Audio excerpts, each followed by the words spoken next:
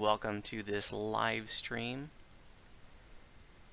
of our weekly teaching raid hosted by the High Lords of Malkiron Sarlono. This is something we do usually every Saturday through the winter and spring. This is our 4th year doing them.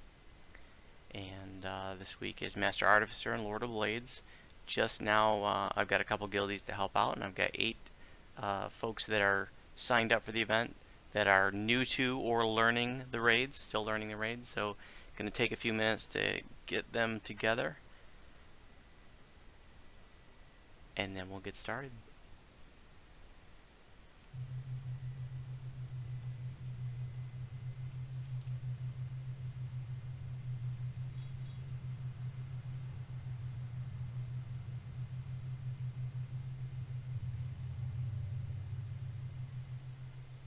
Probably should have went to House C first. I'm just not prepared at all.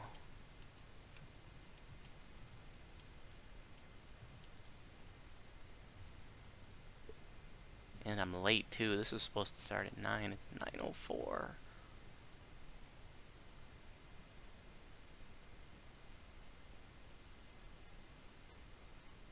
Had a last minute cancellation, so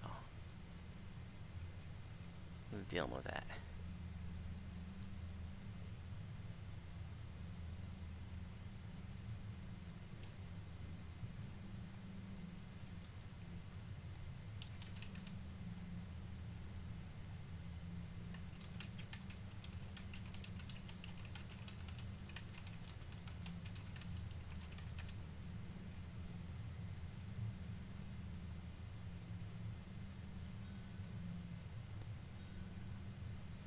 Thank you. Hey Ziggs, welcome.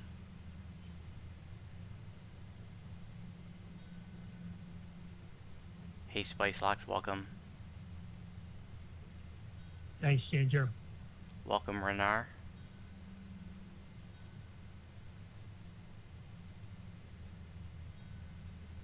Welcome Thaddeus. Hello.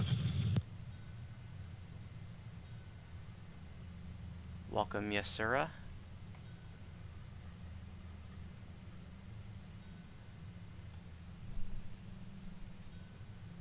Welcome Little Prez.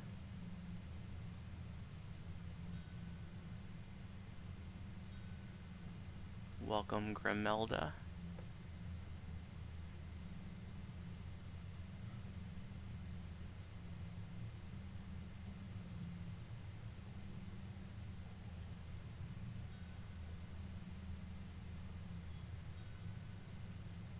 Welcome Eva. Alright, that's everybody who was signed up. We had one last minute cancellation, so let me check to see if someone was on, because there was one person who had actually attended this particular teaching raid before, and I told them I couldn't promise him a spot, because, and then I told them we were full, but we do have a spot. So let me see if that person's on. We do have a few minutes before we're going to get started. I think you're going to need curse pots and maybe poison and lesser restoration pots. So if you don't have those things, go get those things now.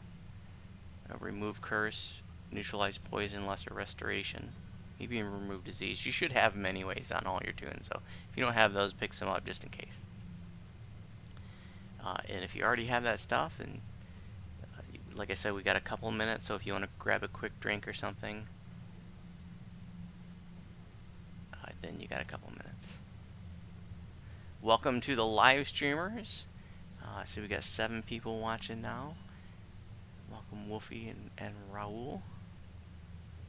We're doing the weekly teaching raids, Master Artificer and Lord of Blades. We're doing them in that order. Oh, cool.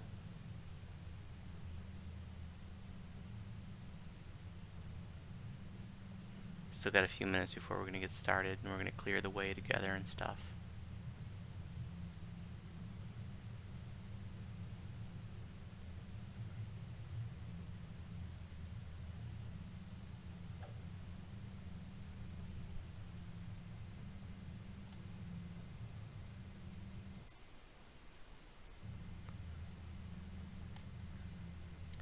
Alright, well, it looks like everybody's in House C, and we're going to be showing you the way to get to and open up the raids. You do have to go through the Slayer zones, and there are some tasks that you have to perform to actually open up the raid. So go ahead and step into the manufactory. Don't go beyond that, please. We'll get started once everybody gets in. What level are you going in under? Normal? Oh, when you go into a Slayer zone, you don't have a choice. Okay.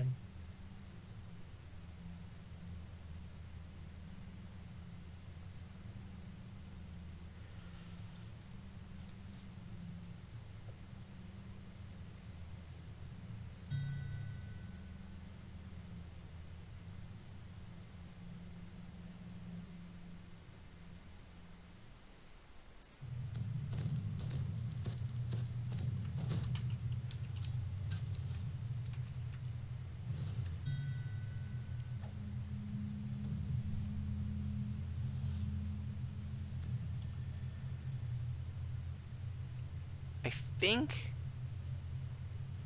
actually, most people here have been to a teaching raid in the past, except Thaddeus. Have you been to one of our teaching raids? No, I have not. I remember running with you recently, though. Were you in, like, Yes, Mark of Death or when something? you're leveling up voodoo.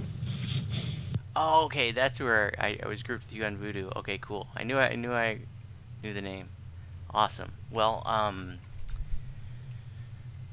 glad to have so many returning folks to teaching raids. That's amazing, and glad to have you here, Thaddeus, too. So I want you to know that this is a learning environment, and we're going to be explaining, as much as we reasonably can. But if you have questions at any point along the way, please ask. If you want more clarification, you're not sure what's going on, you're not sure what you're supposed to be doing, you get lost, and don't hesitate to interrupt me. I do have one question. It's kind of off topic, though. Sure. When I go into a quest, I get a pop-up message that my group is public. Is there any way of turning that off?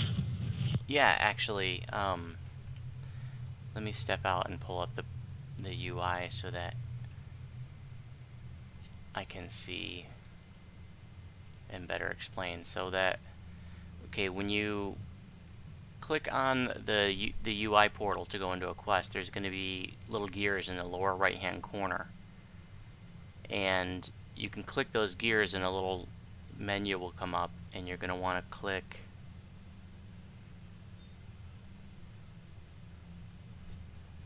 I think that's it.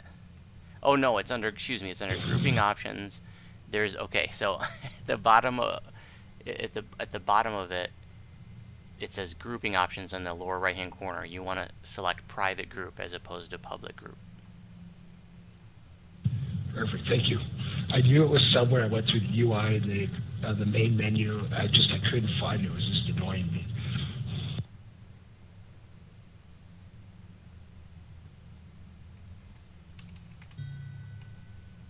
Yeah, I think you only have to make that change once, and after that, it's set to private all the time.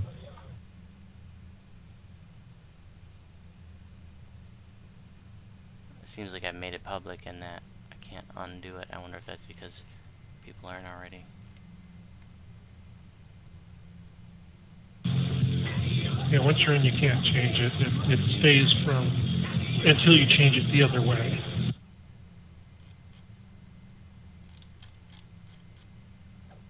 Well, I don't see.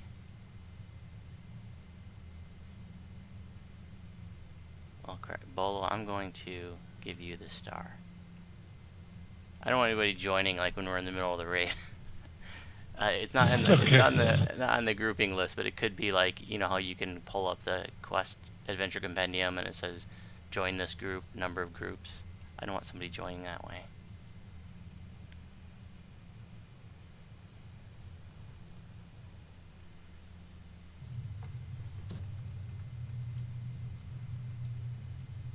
Also want to make sure everybody knows that this event is being live streamed. We have 14 people watching right now, and before we get started, I got one more question. I want to know who here has never done these raids before, and if you have done them before, I'd like to know, if you've done it like once or twice, or everybody here should be new or still learning, except my couple guildies here, Bolo and Musk, who are here to help out.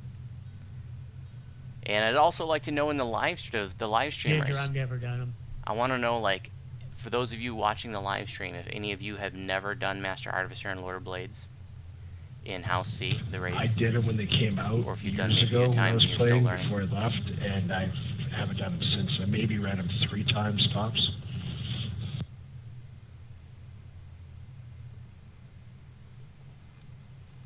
Okay, cool.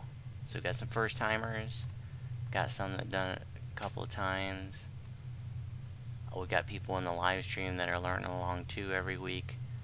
So very cool. Let's go ahead and get a few buffs, and then we can get started. We're going to have to run through 2 different Slayer zones to get to Master Artificer, which we're doing first.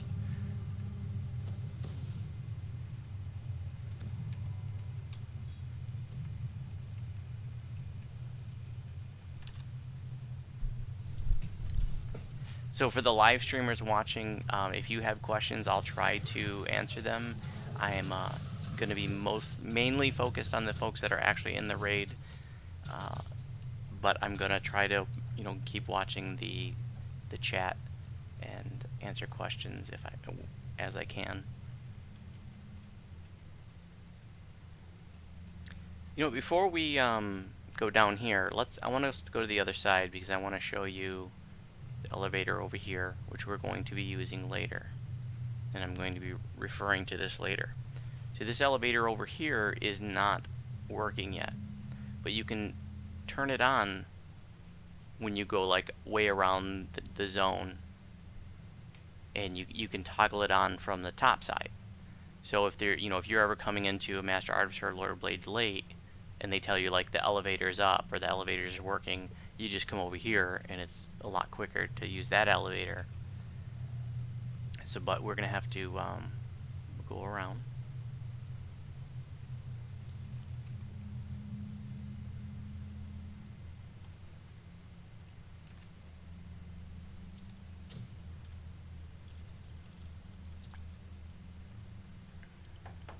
Hey Igor, that's our one person that had to cancel last minute.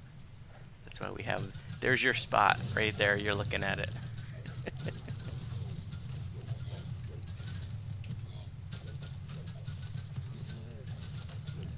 Our one person that had to cancel last minute and couldn't make it is actually watching the live stream right now.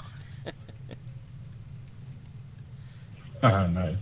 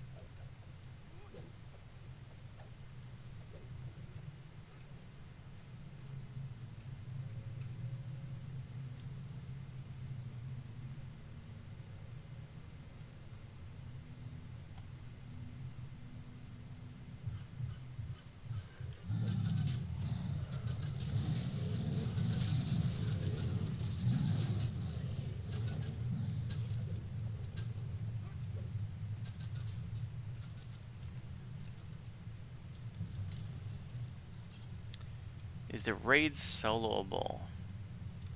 That's a great question. Yeah, I think they're both soloable. I haven't. I've failed trying to solo Lord of Blades on Epic Elite.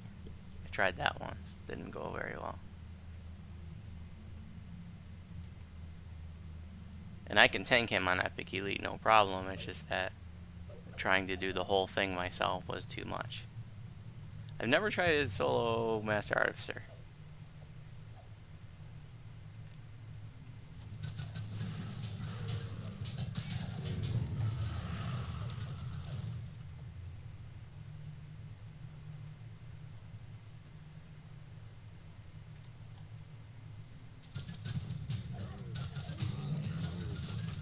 Looks like we got some people back at the elevator shaft. Okay, you guys are making your way, cool. So like I said, the first one we're doing is Master Artificer. And that's this way. If we were going to Lord of Blades, we would continue going down the hall. And when we exit Master Artificer, we'll actually be running from this point. When we exit that raid, we'll come out right here in this room. And the lag begins. We had bad lag last week too during our teaching raid when we get caught in the web.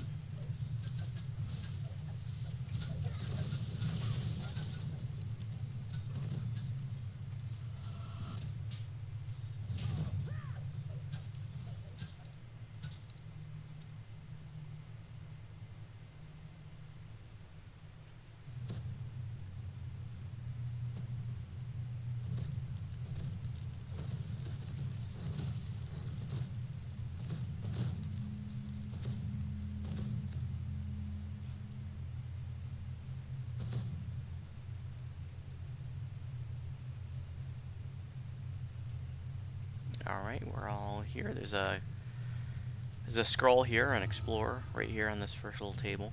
And right over here in the back corner of the room is one of your stations where you can make your set bonuses or add the set bonuses or awaken the set bonuses. Oh, go ahead. There's a second scroll on my dot. And There are 2 scrolls in this room. you do some of your alchemical crafting at that station. I didn't know there were 2 scrolls in here.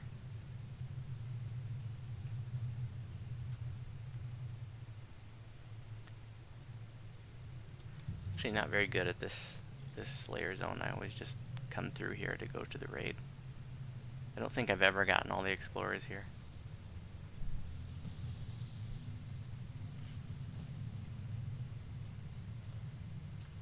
In fact, I don't think I've been here since the last time we did a teaching raid last year. Might have done it in the guild once or twice though. Yeah, I Another think we scroll did it a on my couple of dot. times.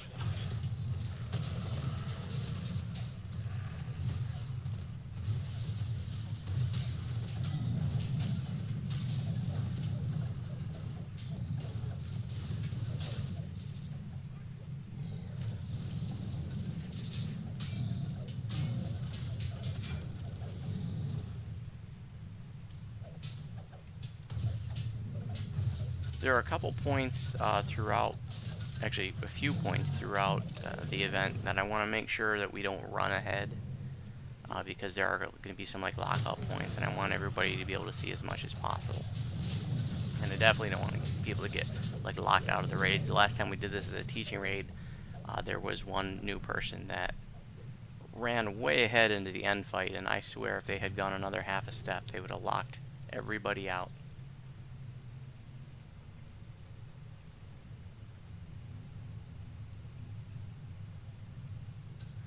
There's a scroll over here.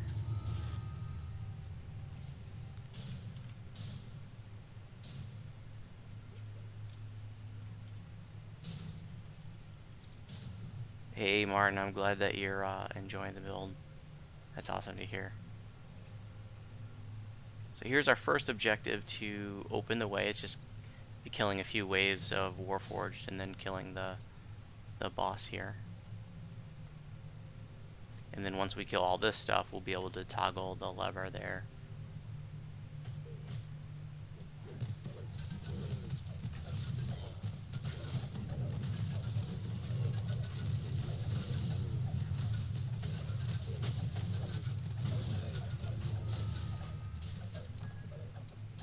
Master Artificer and Lord of Blades was the last time they ever made raids where like you sort of had to go through the Slayer zone and do something to like open the way, kind of like Vision of Destruction in the Subterrane or Hound of Zoriat. So you just hit this security trigger, and we're done here. Go right back out.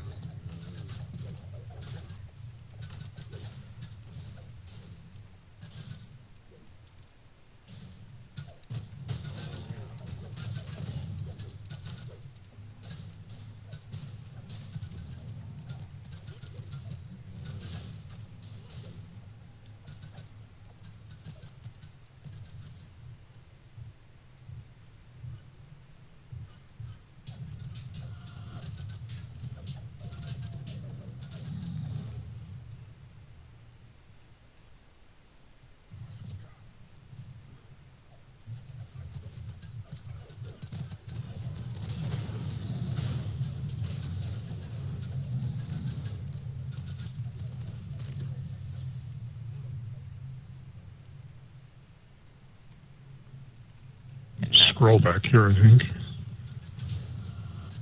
Behind the shrine. Got 19 people watching right now. That's cool.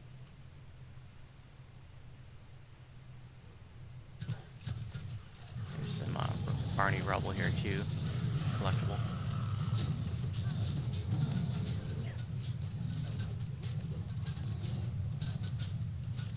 If you tuned in late, those of you watching the live stream, welcome. This is our weekly teaching raid on Sarlona. This is the part that's going to lock out, guys, so don't run ahead here.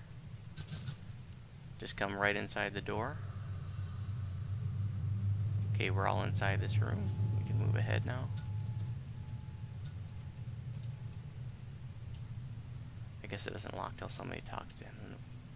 Or maybe it takes a few seconds. There we go. It'll open right up as soon as we're done here. We just got to kill a couple titans. But I just wanted everybody to see this.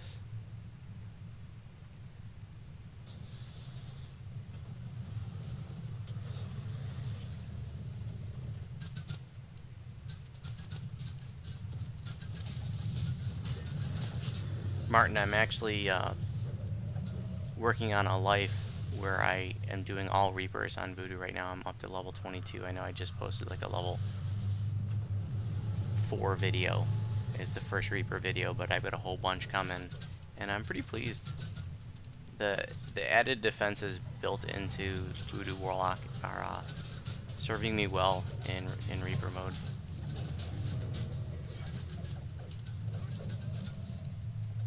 Although the next video I'm about to post, I get smoked in Irestone Inlet at the first group, which you'll see. I included that part in the video, so hopefully, for those of you who choose to watch that, you'll get a kick out of it. We're going to pull this lever here, and then that's going to just pull down this barrier. We hit the security trigger. There can be a rare here, actually. Oh, these cannons. What's up? These Magefire cannons.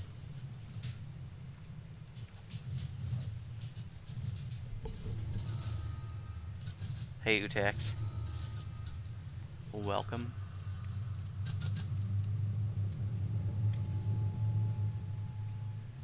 Chest over here on the west wall.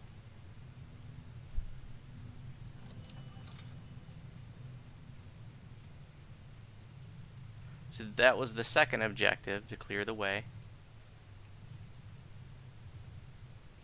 Or to open the way.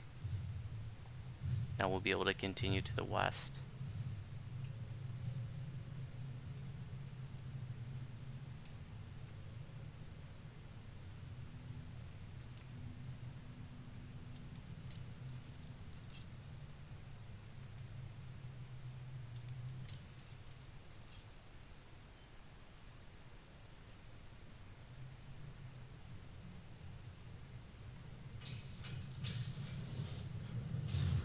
Kind of a neat looking room,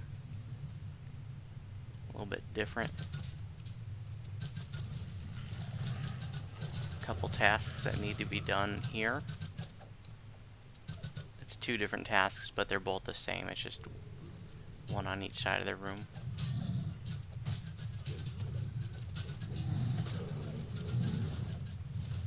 There are 3 levers on the walls here.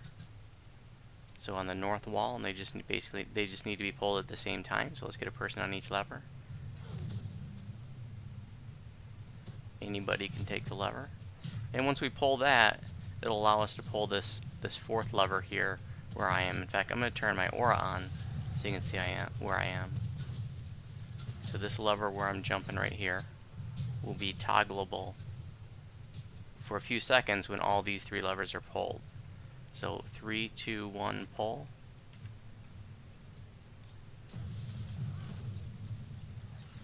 And then you pull this 4th one. And then we're going to do that on the other side too.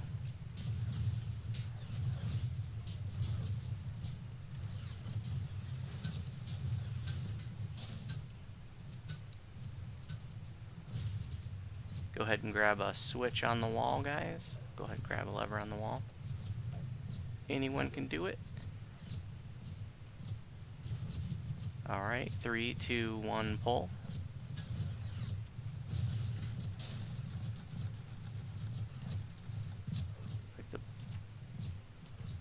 There we go. Alright, and the crystal in the center just blew up. I think there's a collectible down below somewhere, if I remember correctly. Like under the walkways.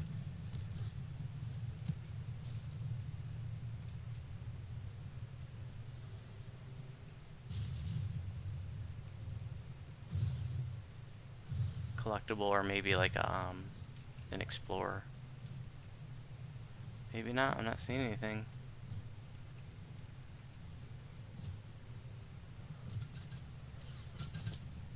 And we can continue to the west.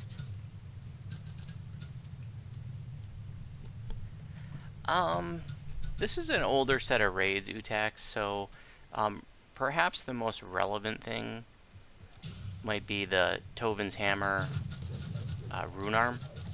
That's still, I think, a pretty popular rune arm for the level range. But alchemical crafting did not really catch on, just because it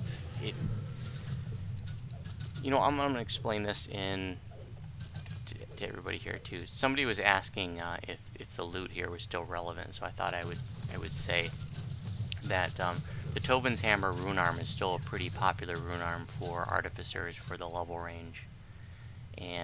But in terms of the actual crafting, the alchemical crafting, it never really caught on, I think, the way they probably hoped it would have. And this is the raid right here. Go ahead and loot a chest. It sort of fills a niche group of levels, like 16 to 20. And I think a lot of people just use their green steel at that level and don't even bother with alchemical. There are definitely some people that like to use alchemical though, because they are actually some pretty nice items that you can make. But like I said, it just fills. You know, you're using it for just such a tight grouping of levels that a lot of people just choose to not even deal with it. And, you know, I've been playing this game since before these raids came out, and I've only ever crafted one alchemical item. I have a shield that I like to use on Ginger Spice for like level 18 to 22-ish. Is it easy to craft in here, or is it quite a grind? Probably the hardest part is just getting a group together to run these anymore. You actually, and then you do need to get quite a few of these like binding shard fragments that drop from the chest. So it's probably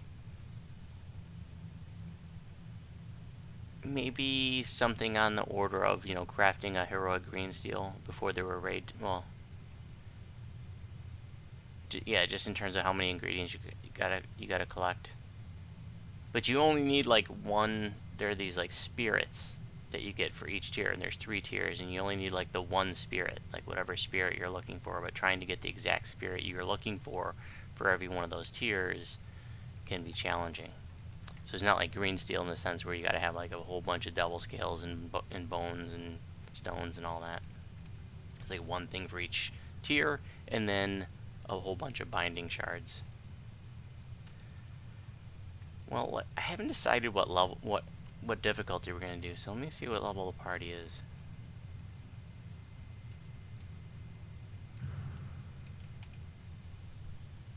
Sometimes, usually I sort of choose for the lower difficulties because I don't want our events to be stressful. But at the same time, you know, if possible, I like to do the higher difficulties so people can get, you know, their favor. So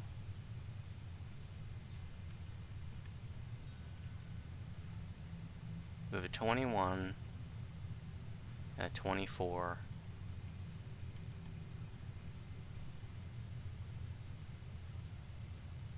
I die well.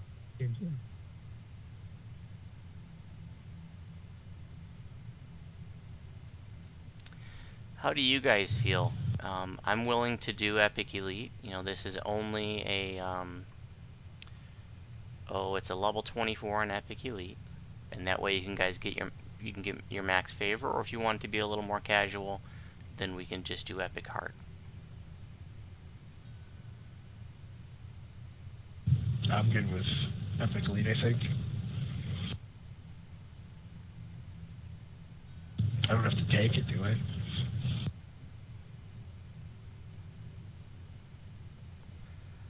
Alright. Epic Elite it is. That way everybody can get all their favor. Go ahead and step in. There is going to be a death timer on Epic Elite. This is actually a pretty short raid. There's just, we gotta, you know, there's a couple things we're gonna do running on the way to the end fight, but there's not a whole lot to it. And just gonna sort of explain as we go until we get to the end fight, and then I'll explain how the end fight works because it has about 4 different phases to it. And there is a lockout point at the end fight, so I want to make sure that we don't just run into that room. Like I said earlier, last time we did this teaching raid, we had somebody run into the end fight, and I don't know how they didn't lock all of us out because they were just, like I said, maybe a half a step from doing that. Okay, we're all here, last second buffs. I'm going to try to keep my aura on, just so that, you know, the folks that are here learning, that are signed up for the event, can see where I am easily. My big orange aura. For this, do you need a specific party type, or do you need like a rogue or anything special?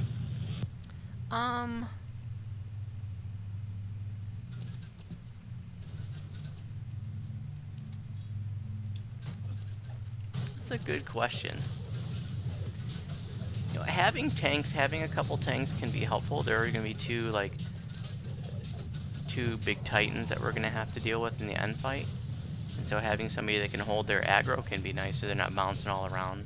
Which is, you know, if you have like, you know, if you, as an epic raid, you know, you can have people as low as 20. So if you have people that are a little bit squishier, having that tank that's going to hold the aggro is kind of cool. You lost your aura. Yep. Yeah, it only lasts 30 seconds.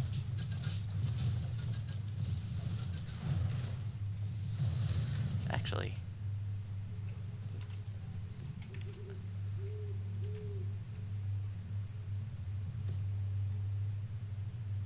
lever over here.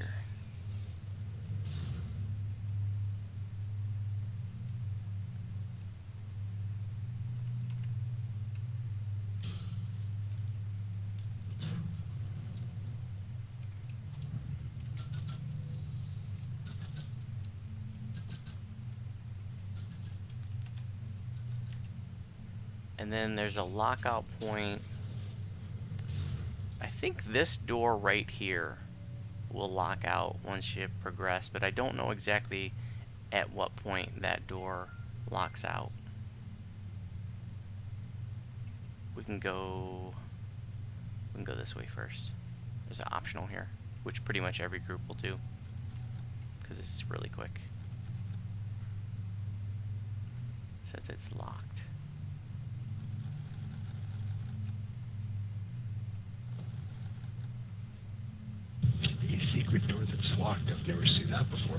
Maybe we have to do this first.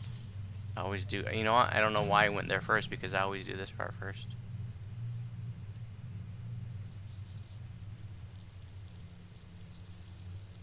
Don't talk to Tobin until we're all in this little area.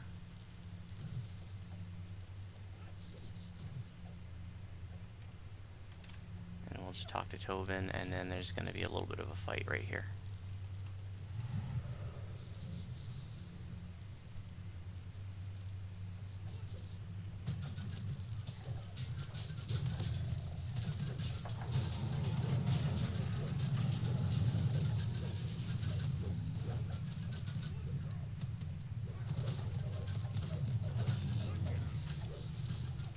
There's a little chest lockbox over here where I am.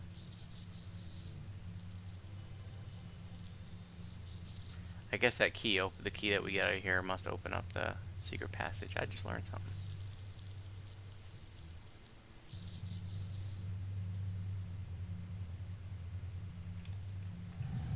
And we can go right back out the way we came in.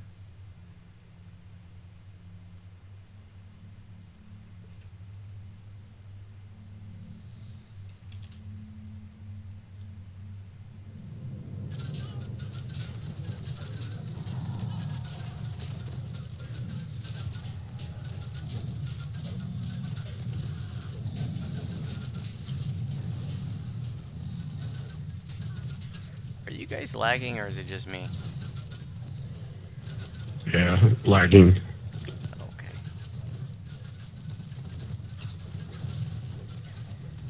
It's been a wintry, stormy kind of day here in mid-Michigan, so I thought maybe just my internet connection or something. Because nobody else said anything.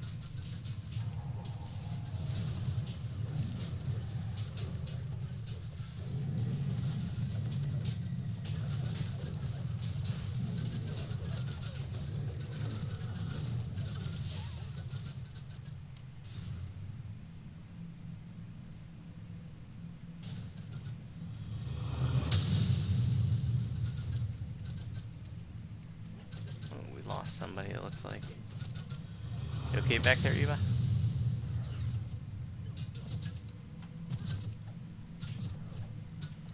Oh yeah, good point, Eva. Probably is the anniversary dungeon.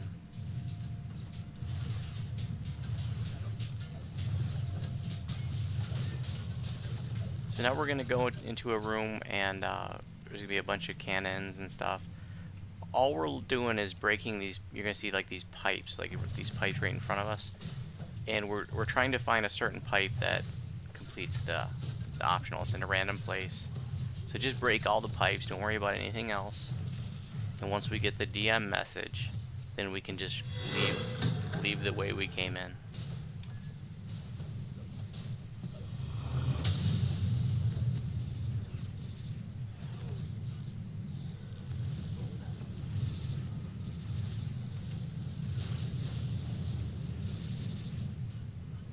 I haven't seen the message yet. It just popped up. Oh, did it? Okay, I guess I missed it. So we can go right back out the way we came in, guys. Don't worry about fighting anything. Somebody died. I got him. Oh, Willa's got you.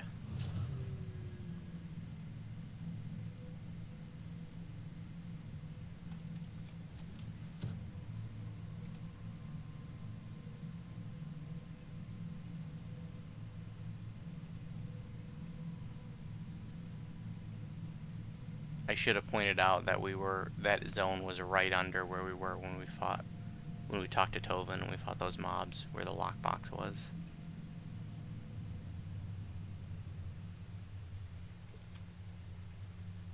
So this door here in front of us, that's where we came through. See how it's closed now? So this is, like I said, it's a lockout point here.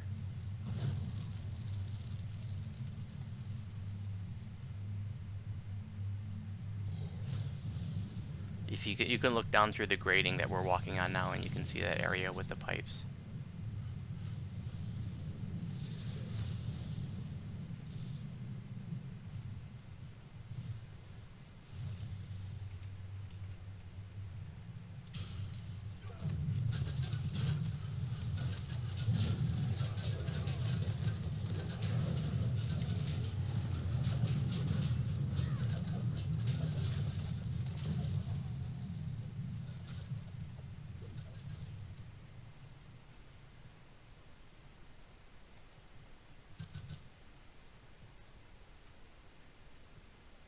Now you get to watch a tribute to the old Get Smart TV show.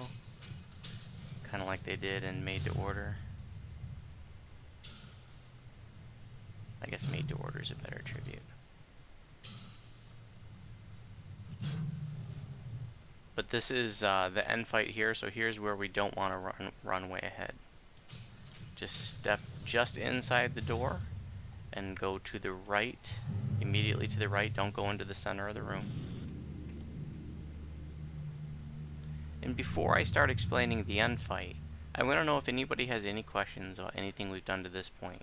Going through the Slayer Zone, clearing the way to the end fight here, etc. Is there going to be a test at the end? I'm sorry, what? Is there going to be a test at the end? Yes, but it won't be graded.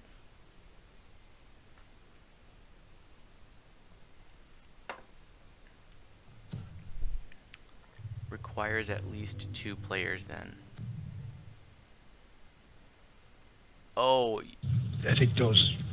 because of clearing the way. You can actually do that by yourself if you had like a wolf or an iron defender. If you're quick.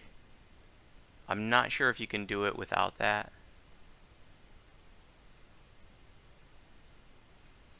I don't know that I've tried. Okay, so this is the end room, and if you look to the east, you'll see Tovin Caneth up there in his bubble. And when we get to the very end, we're going to have a short window to DPS him, and he's going to be up there, so we're going to have to range him. And we're going to have to be quick about it too, because if we don't beat him down fast enough, then the 2 Titan bosses will just regenerate, and we'll have to like beat them down again. So I want to make sure everybody sees Tovin over there in his bubble, and know that at the very, very end of this part, we're going to have to DPS him down by ranging him or casting spells at him. Okay, so this part's going to have several waves, and the first it's just going to be the first part is just going to be a bunch of trash mobs, iron golems, artificers. The artificer stunning can be a little irritating, and you can get overwhelmed. On Epic Elite, this is not a gimme. If you come in here short-handed, if you come in here not prepared, if you come in here, you know, with lobies, you can have a wipe here. I've seen things get pretty out of hand, even, you know, sort of by today's standards. So you definitely don't want to blow this off. And with the death timers, you know, you can't raise people right away. You can start getting some serious attrition. So we're just going to clear up all these mobs. There's going to be some floating orb. I forget what they're called. But the orbs that shoot little force bursts at you or whatever. And then there's going to be a phase where there's like these power crystals, the Caneth crystals, they come up, and those crystals are going to be on these platforms that we're on. By the way, this platform that we're on right now, we're going to refer to this as home base. And the first crystal is going to be right here. And we're going to beat it down together, and then we're going to run to the next one, which is going to be in the north, and we're going to basically like go in a big circle clockwise around the room, staying together. And it's important that we stay together, because at that point the floor will be electrified, and it doesn't do a ton of damage, but it can be enough to kill you if you have lower hit points, or if you don't have any electrical absorption or resistance, for example. The death timer, is that like in Reaper? Just like 30 seconds or whatever it is? I think it's 90 seconds, just like it is in like Fall of Truth and Caught in the Web. I've never done an epic raid, so... Oh, okay. Yeah, some of the epic raids have death timers. Not all of them. Some of them. So it's going to be a wave of trash, and then we're going to do the crystals. And when we do the crystals, if you're there, like when we beat them down and they blow up, they're going to give us tons of mana. So an important point here is that during the first wave of trash, you can mana dump, because you're going to get all your mana back when we do the crystals. So do the crystals in a big circle, going to be 4 of them, and then we're going to meet back here at home base. And there's going to be a wave of mage fire cannons. And we're going to do the same thing as we did with the crystal waves. We're just going to start north and just move in a big clockwise circle around the room, taking care of those mage fire cannons one at a time. Now, if you're in a pug, they might just sort of free-for-all it, so this is a little more old school. But here's one of the interesting things about with Reaper mode having come out, that it's kind of, I think we may be seeing sort of a resurgence of some of the old school methods in these raids. Like, for example, my guild did Reaper Tower of Despair the other day, and we had to do the old school methods, because we were all like, level 20, 21. Actually, I guess we were all level like 18. We were all 19 and 20. Actually, 20 is the highest you can get maximum Reaper XP for that one.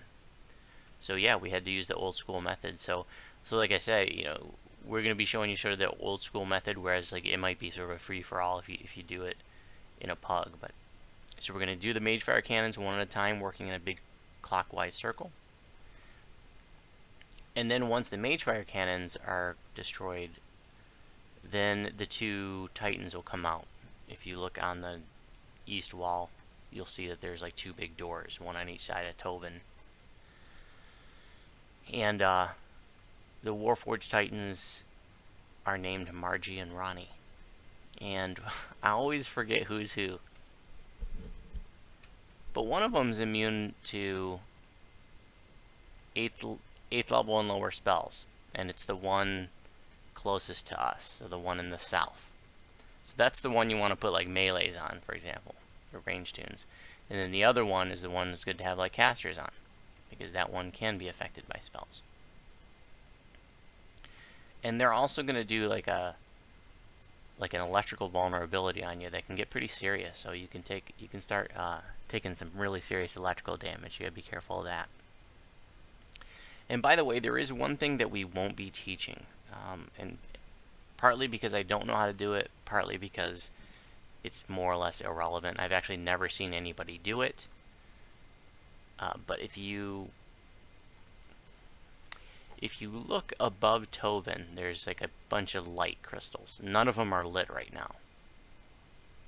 And those sort of indicate like a sequence in which the floors are going to become electrified. And the floors are going to be electrified in different patterns while we're like doing the crystals and the mage fire cannons. And so if you were like in a really coordinated group, you might try to avoid the electric zones. But like I said, I've never even been in a group that did that.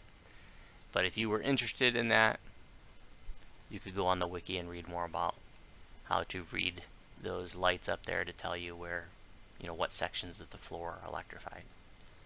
I think probably any group you ever join will probably just power through the electric floors. Okay, so Trash Wave, Crystals, Mage Fire Cannon Wave, and then we're going to have the 2 Warforged Titans. We're going to put melees on the south one, we're going to put casters on the north one. So let me just go ahead and I'll type out who's supposed to be where. Actually, we'll just sort of wing it in terms of like, we'll just say all melee tunes can be here in the south, and then if you're like a ranged tune or a caster, you can be on the one in the north, and then, and I'll say this at the time too, and then if we need to balance out a little bit, that's fine. Any questions before we get started? Hey Paul, welcome. Is this gonna hurt? I predict that some people will die, but I could be wrong. Like I was saying, this is not a gimme. Alright. Do they have to die at the same time? Yes, I'm glad you asked that. I should have said that. They do have to die at the same time. We will have to prep the Warforged Titans and then take them down at the same time, and then Tovin becomes vulnerable, and then we need to take down Tovin. So I sort of Forgot that last part. Thank you very much. You just run out here to get things started. And we can split up now. This is just trash waves. You know, don't get too far away. Don't get so far away that like a caster couldn't hit you, but you don't have to stay on home base. And you know, you start getting these casters, you know, these artificers, and they're doing their stun shots and everything. Even that part can get a little messy.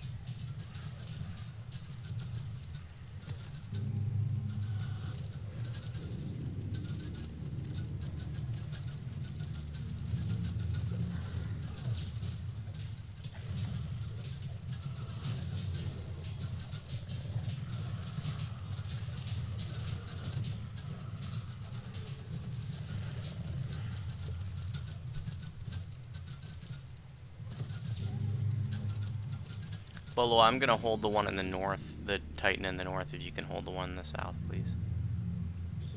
Okay. And this is Trash Wave 2. Notice there are a bunch of the floaty orb thingies around.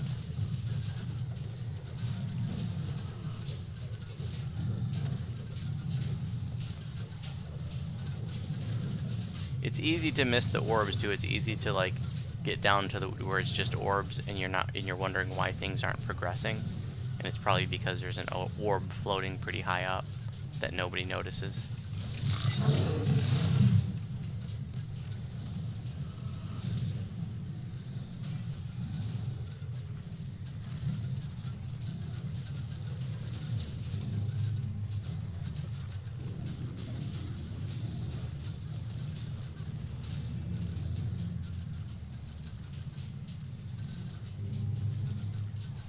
Once this wave of trash is clear, we're going to meet back at home base and start the crystal wave. Once the crystal wave starts, that's when the floor is going to start to be electrified. It's good to stay together, and I'll just throw like a mass regenerate as we're moving to, you know, through the floor, and that should keep folks up.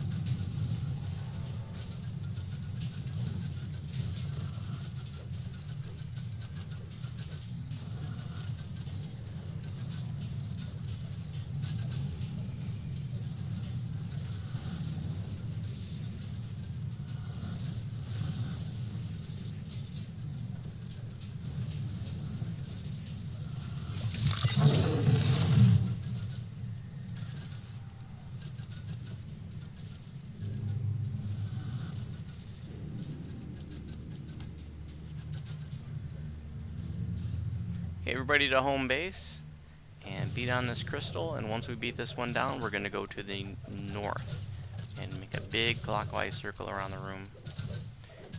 When these crystals explode, that tends to be really laggy. It's just always been that way. Everybody to the north.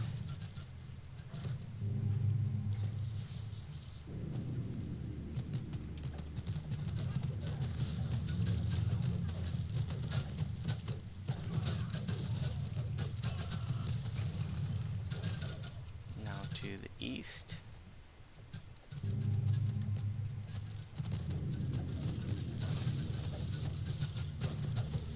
Notice how we're getting tons of mana back here.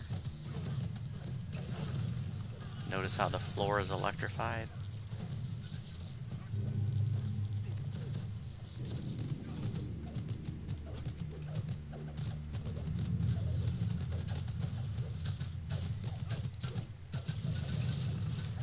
Back to home base.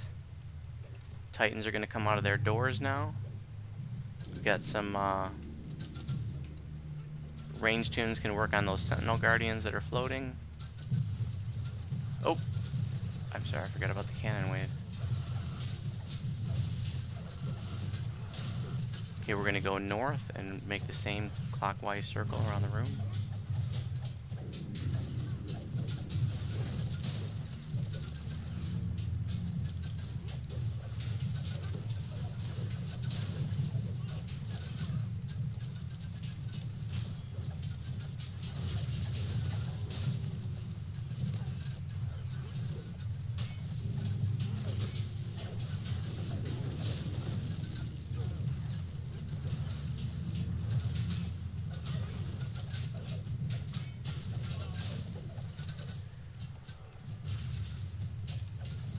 You'll notice how some people are taking a few hits. I've been throwing heals, so if you were trying to do this without a healer, and somebody wasn't on top of that, things, you can start to experience some attrition.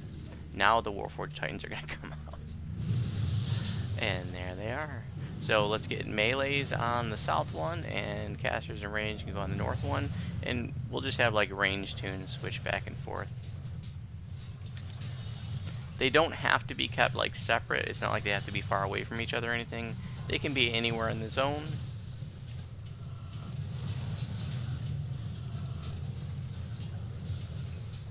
In fact, having them semi-close can be helpful so that like a healer, for example, could just stand in between them and hit everybody.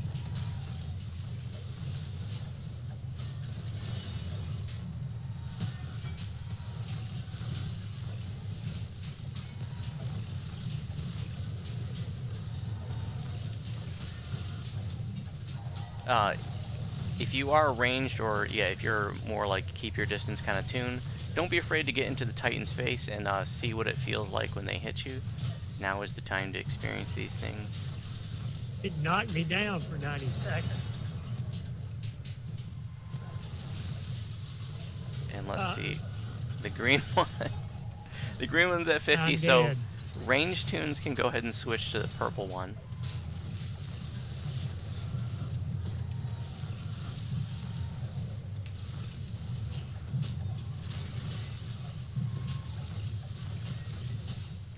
Utax, I'm not a completionist on Voodoo. I'm an epic completionist, single epic completionist on Voodoo, and that's it.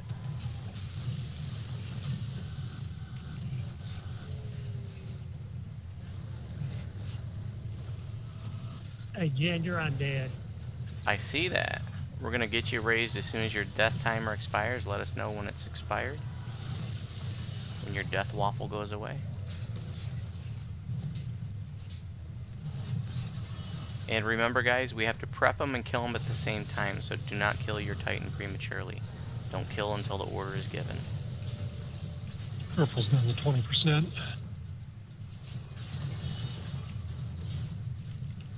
You can see that we are taking some hits. Green's at 15%, 20%. Purple's just a little bit ahead of green.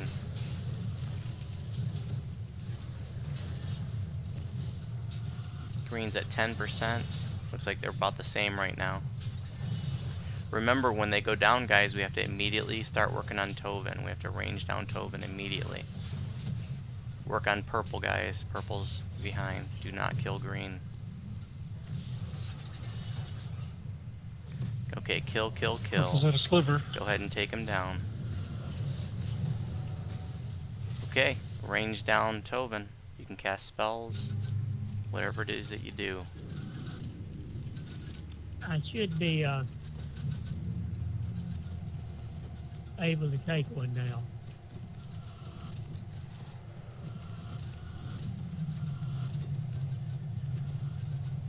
And that's it, guys. We are done. So sometimes groups like to see how far into negative territory they can take Tovin. Looks like we got him down to about at negative 18,000. So you see, we had a few deaths, and others took some pretty big hits. Thaddeus, I saw you taking some pretty big hits. Yeah, those big numbers came in hard. Go ahead and help yourself to the red shrine when your death waffle goes away, guys. So the important point there is that don't assume that this is a gimme on Epic Elite. You do have to work for it, and you can't just come in here, with a handful of folks with no healer and think it's gonna be you're just gonna blow it off. Help yourself to the chests. You're gonna get alchemical blanks from this raid. Tovin's hammer can drop here, as well as one of the upgrades. Do we have any artificers here? And the blanks are unbound, by the way.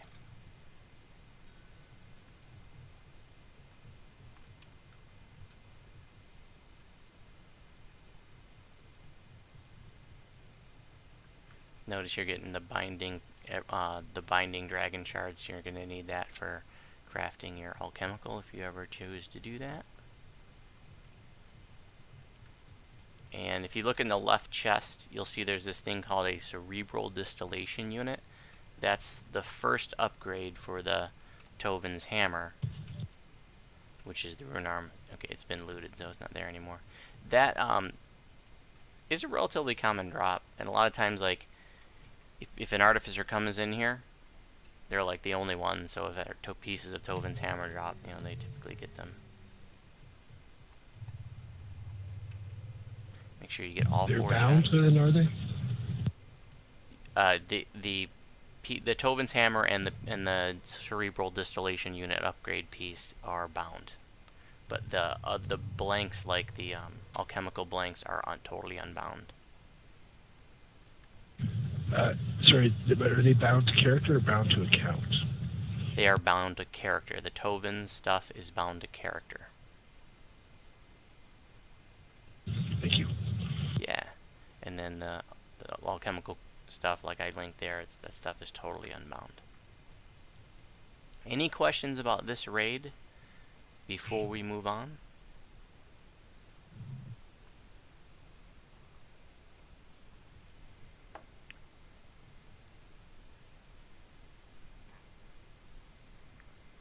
And congrats on your first Master Artificer completion. Thank you. For the range DPS, does it have to be super high to kill him at the end, or should could low be rangers do it?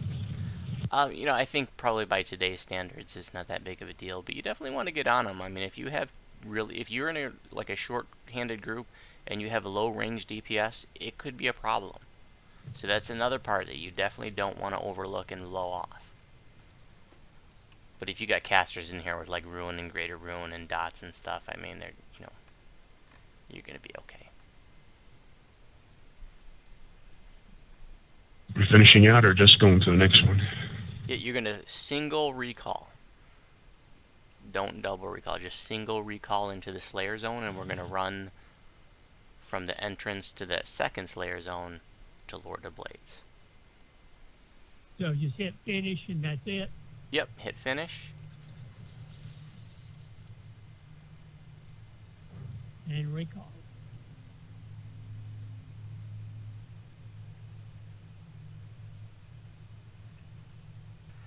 Uh, 311, probably not.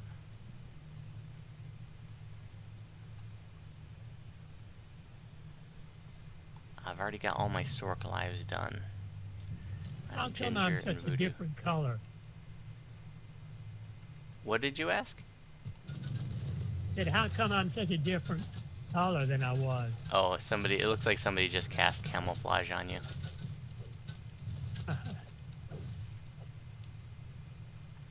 So from here, we're going to go to the south.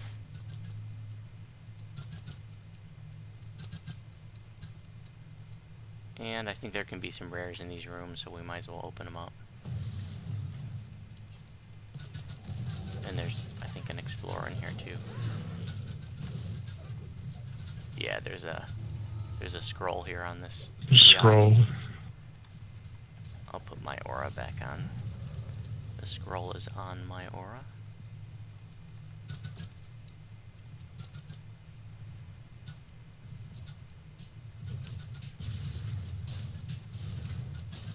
And there's a possible rare in this room here.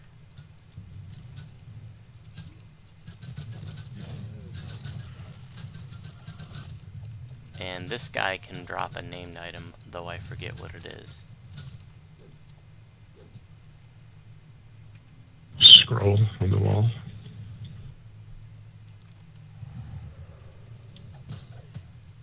Now we're going to keep going south.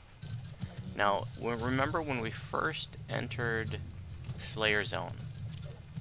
When we first started tonight's activities, I told you about that elevator that you could activate from the top, and that's right here. Oops, we can't open that yet until we kill these 3 iron golems.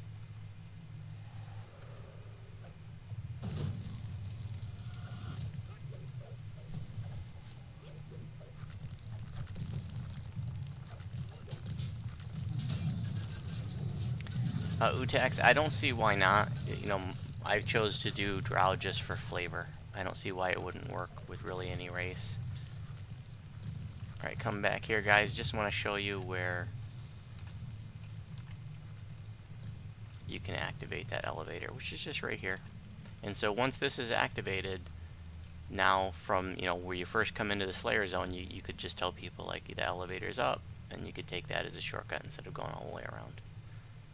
And for the people watching the live stream, so you get your bearings, so that this is where you first come into the Slayer zone, the Kenneth Manufactory, and we went around like this.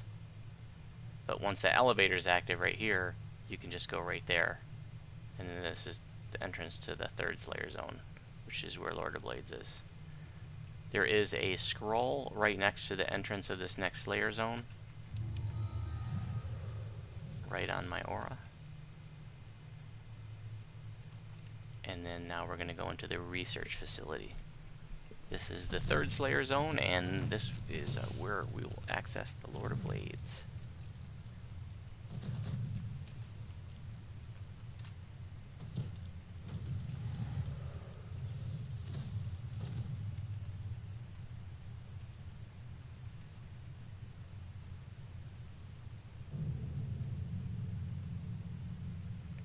Missing Thaddeus. Yeah, I'll be right there. Okay, cool. Named items can drop in that first Slayer zone, but in the second and third, the second one where we went to like Master Artificer, that second Slayer zone, and then this third Slayer zone, there aren't any named items that drop in the second and third Slayer zone. It's just in that first one.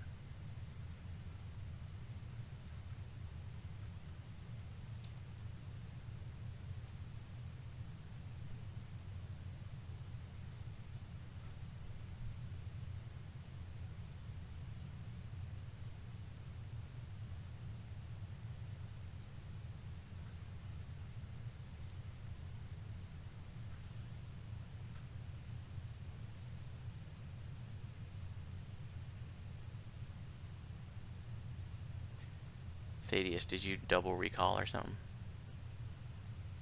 No, I'm sorry, I just got stuck in one spot. I'm just about to pop in right now. Okay, cool. Sorry. Oh, no problem.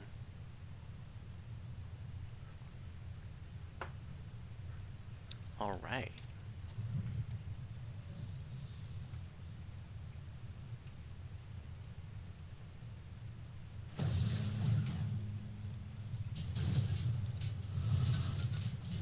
When this content first came out, coming through here, these Magefire cannons were scary. I mean, we're just smashing them, but it was serious stuff back when the level cap was 20. Just want to show you that here's the Kenneth binding station. So this is another place where you're gonna craft another tier of your alchemical. Is there any other place to do the crafting other than in here? Like, can't get it on your boat, or... Gotta do it in the Slayer zones. Or, some of the crafting devices are at the end of Lord of Blades. But, you could just do it in the Slayer zones. That's the easiest. And it's a kind of a pain, because sometimes you gotta run back and forth, and it's a lot of running around.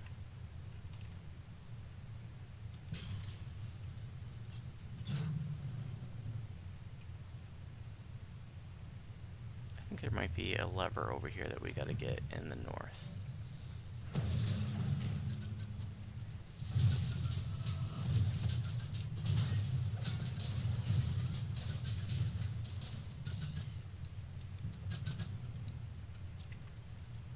Yeah, there's a lever on the back wall here in the north. There's several, actually 3 levers that we're looking for to open the way.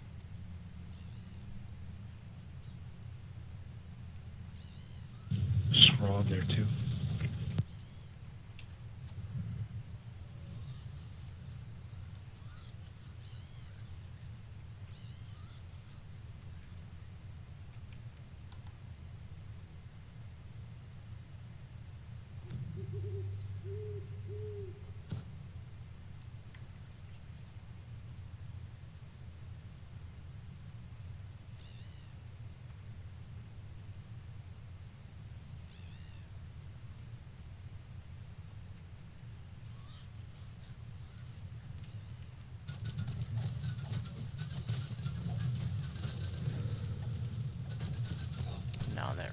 farther end of the hall is open, but there are going to be levers here.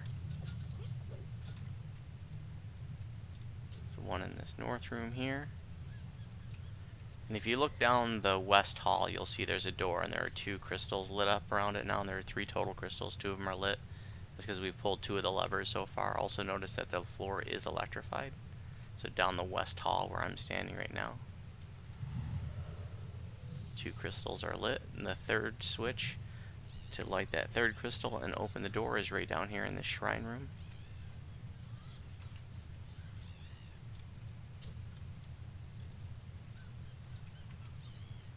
Scroll over here on me. And we got some mold over here in the corner by the rest shrine.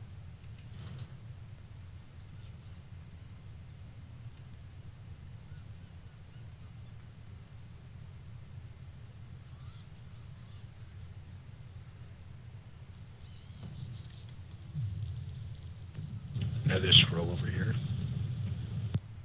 And you can just run across that electric floor. It's not a big deal by today's standards. Another objective to clear the way is just going to be to kill all these guys. There's going to be a red name dude who used to be pretty tough, but not a big deal today.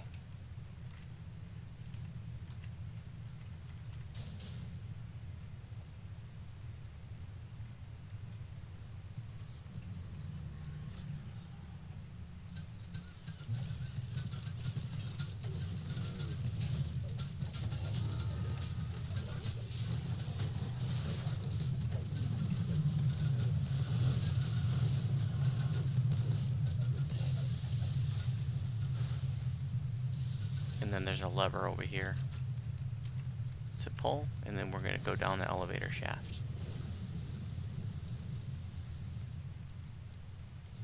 If you hug the wall, you can squeeze around the side of the elevator, which I failed to do. You can't do it up after it gets up to a certain point. Oh, there we go. I guess you can.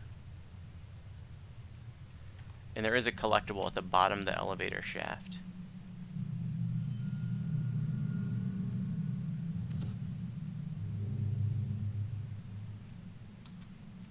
Some mold there.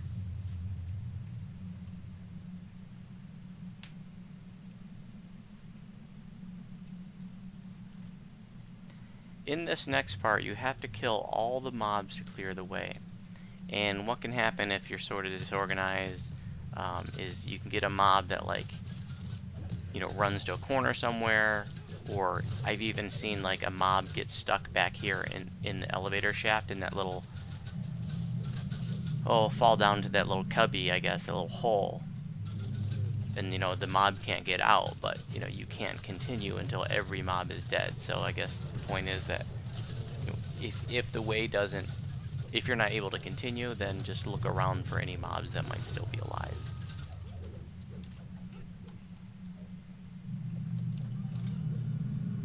And we know that we've killed every mob because this door to the west is open. And here is another objective that we have to complete to clear the way. Notice that there are runes in the corners of the room. You have to light up all 4 of those runes just by going over and clicking on them. And then we're going to fight that iron golem in the center. Go ahead and I want everybody to experience what it's like to fall into this water. It's real shallow here, but in the Lord of Blades, it's going to be deep. I just want you to see that you're going to take some force damage when you fall into that water.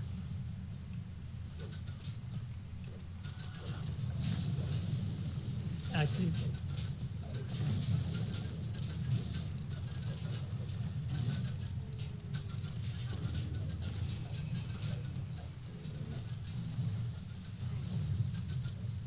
Back when this came out, it could take groups a couple of minutes to beat down the iron golem that we took down in seconds. It's kind of funny.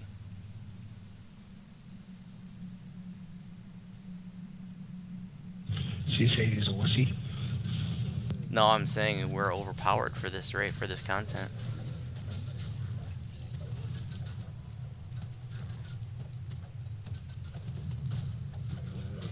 continue to the west.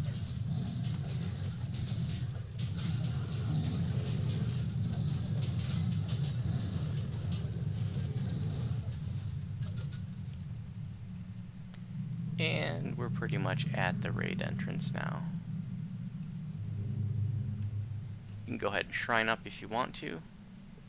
There will not be a shrine inside the raid, so if you do need to shrine up, then this is the place. Actually, there is a shrine in the raid on normal. There is not on elite. I can't remember if it's there on hard or not.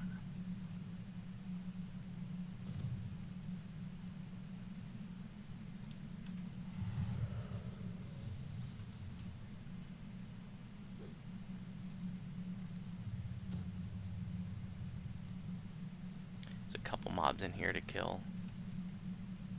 And there's also a scroll, an explorer.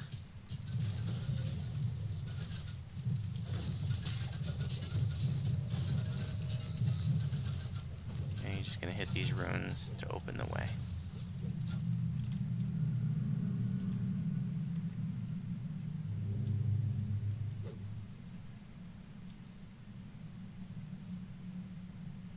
And here is Lord of Blades. So I'll assume that you want to do Epic Elite again.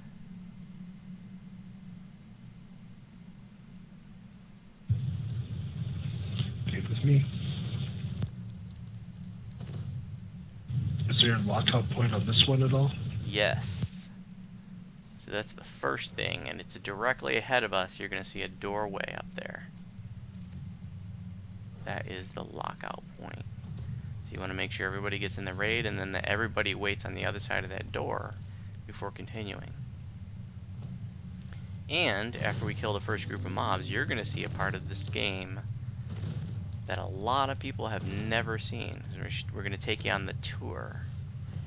And a lot of people that have even a lot of people that have run this raid didn't realize that there was a tour in this raid. It's kind of funny.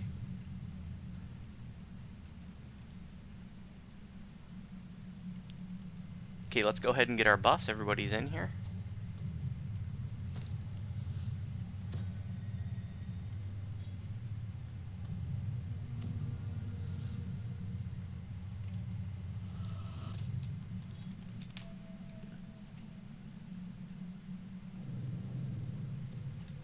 Alright, let's go, and then we'll make sure everybody gets on the other side of this door before we move any further.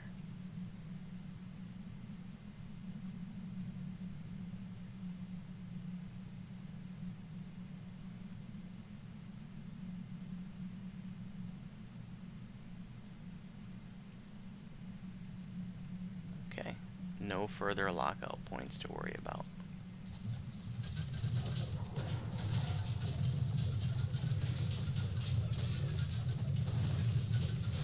Casters will generally want to run as lean as possible up until the end fight. It's like I said, at least if you're doing Epic Elite, because like I said, there aren't any shrines.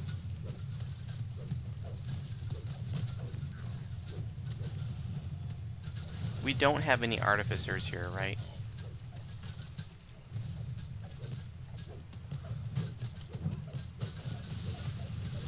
Okay, now we are going to go to the north.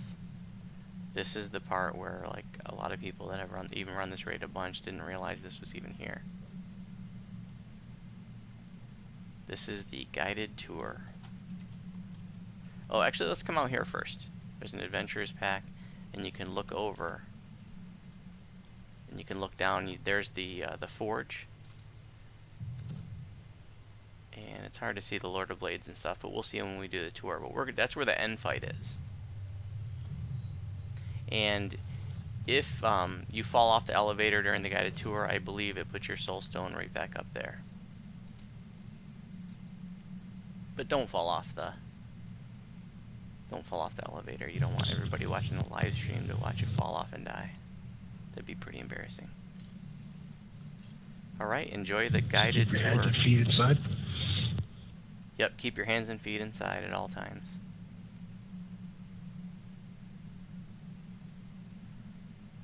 You can turn your DM volume up if you want.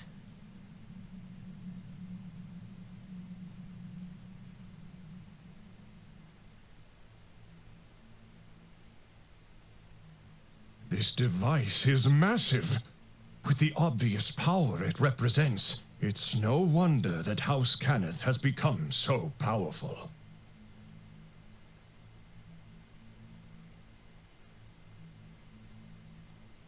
And now the forge is in the Lord of Blade's sharp hands. If this thing can truly imbue life into new Warforged, then he will have an unending army with which to conquer all of Eberron. Notice that there are these pillars all around the zone. These are going to become It looks like important the later. Forge can do even more than create Warforged. It can increase the might of existing ones.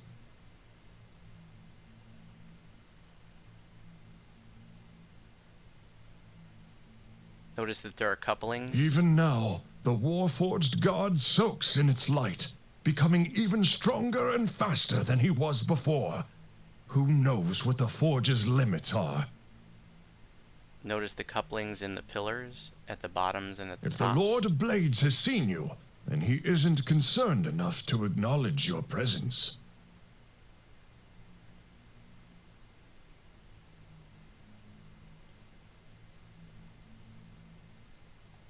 And there goes my guildie. Instead, he exhorts his followers. Every Warforged across this land shall in his turn step into the light of the Follow Forge. down there. Any who refuse the transformation will be destroyed.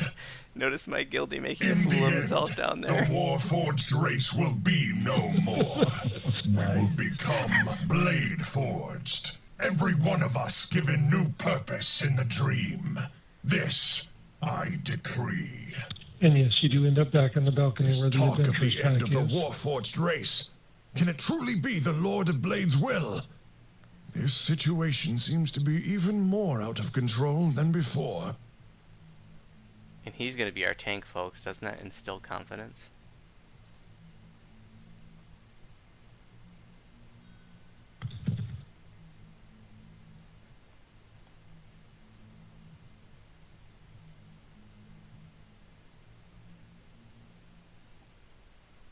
Notice that the couplings. The elevator. What did you say? Quit shaking the elevator.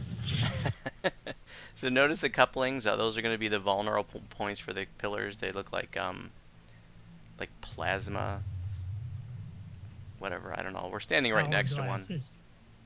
I never know how to describe these things, but they. Why is the elevator not moving? Too much Somebody weight. broke it.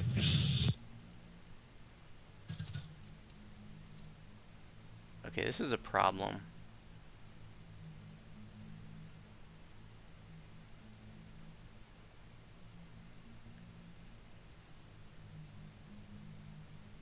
Are these pillars kind of like the Titan Forge? You gotta follow them on the Titan? In the sense that the coupling area is the vulnerable area, but not, no, they don't have to drop on anything. Okay, so the raid appears to be broken. And I don't know what to do. I've never seen this happen before.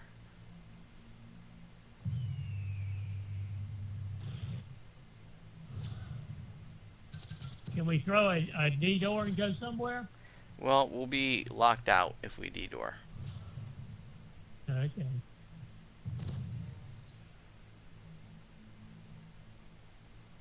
Could we restart? Like, pop out and Nope. start it again? I have a plan. It's funny. Who's gotta die? Yeah, see, because here's the thing. Somebody who's watching the live stream knows me. And what their comment was...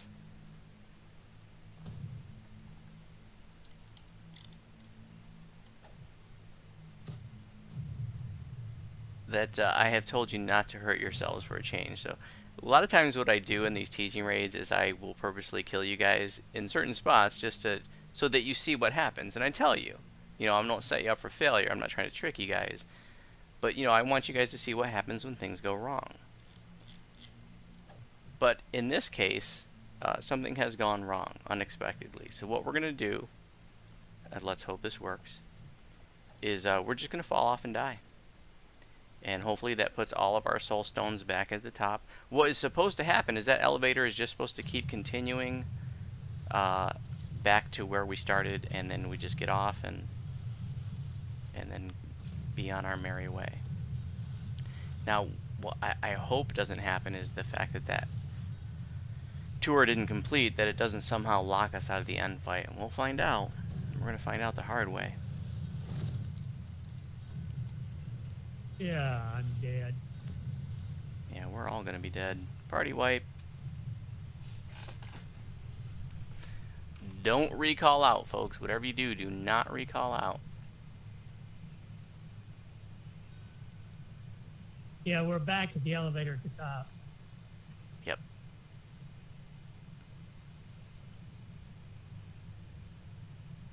But we need Musk and Thaddeus to kill themselves. So I'm going to use my Gibbers Blade.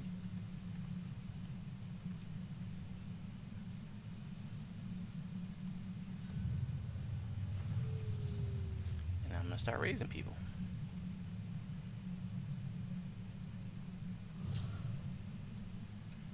Hey, Ginger, Yes, sir. I have one of these. I have one of these Rest of the Eldrin. Can I use that in something like this? Nope, those cannot be used in raids. Okay.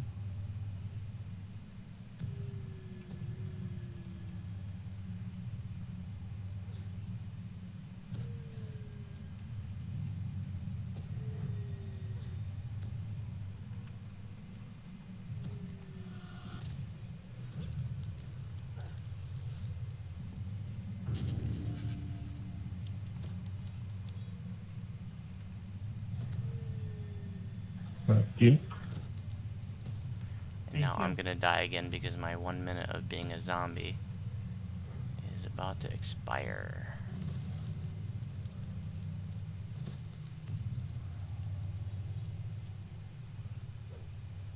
Thank you. If anybody doesn't know what I just did, is I used that item. It's a clicky that you get out of Epic Two-Toed Tobias. It's a very rare drop from the end chest, but every tune that you're serious about should have that, or you should make it a point to get that. It's an awesome, awesome item. It lets you self-raise. It's the only item in the game that allows you to self-raise in a raid. But it's not a normal raise. It actually raises you as a zombie, or a wraith, or whatever, some undead, and you only get 1 minute, and then you die again. But the important point is, like you just saw here, that if you get like a party wipe or a raid wipe, somebody can Gibbers up and start raising other people. I mean, that's the kind of item that can save a raid, and it just did, although not, you know, usually raids don't wipe because the guided tour stops working.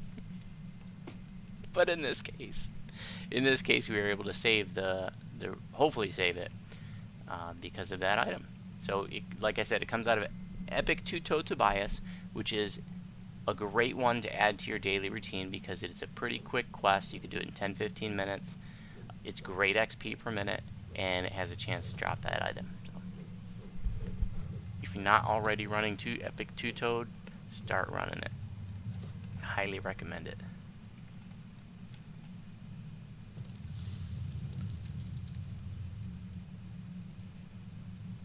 I'm gonna pull this lever. Oh, I can't pull it again. I'm really worried that we're gonna get locked out of the end fight. I just got the dialogue for that it returned us, and we had to find a different way to the forge. Yeah, that's where we're gonna go.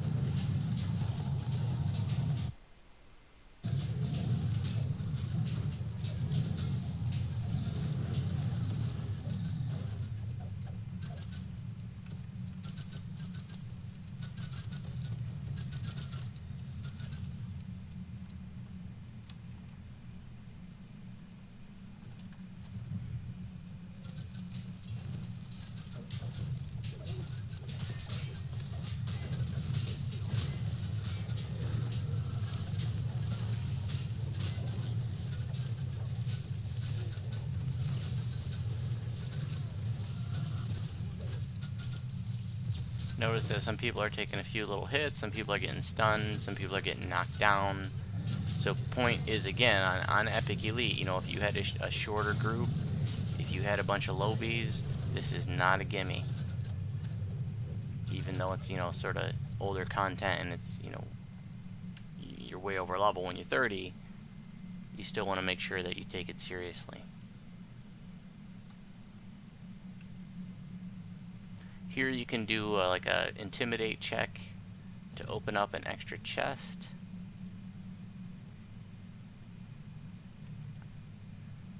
Looks like you can do bluff or intimidate. And if you do that successfully, then right over here to the north is going to be a secret wall that they tell you about.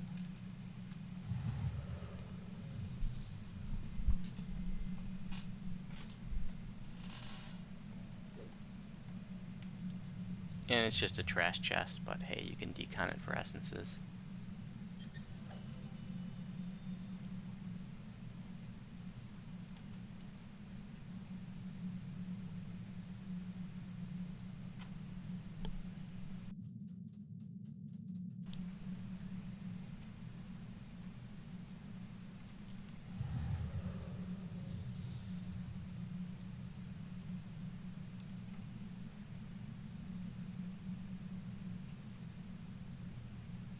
Kind of like Master Artificer, there's just a couple things you got to do to get to the end fight, and then, you know, it's pretty short to get to the end fight, and then most of the action is right there, like where we were doing the tour.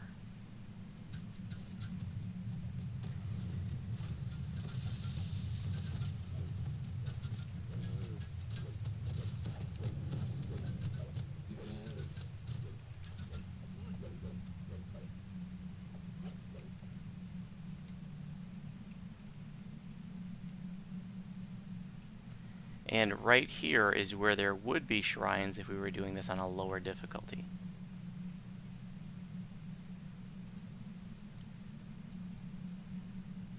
And okay, it's opening. That's good. I was worried that we would be locked out of this end fight. Go to the edge of the platform and no further, folks. Across the bridge, no further. If you go any further, you're going to start it and lock people out. So this is a lockout point here too. Okay, so I need to explain how this end fight works. You can see the Lord of Blades there in the center, and he's got his little hounds there next to him and some trash mobs around him. So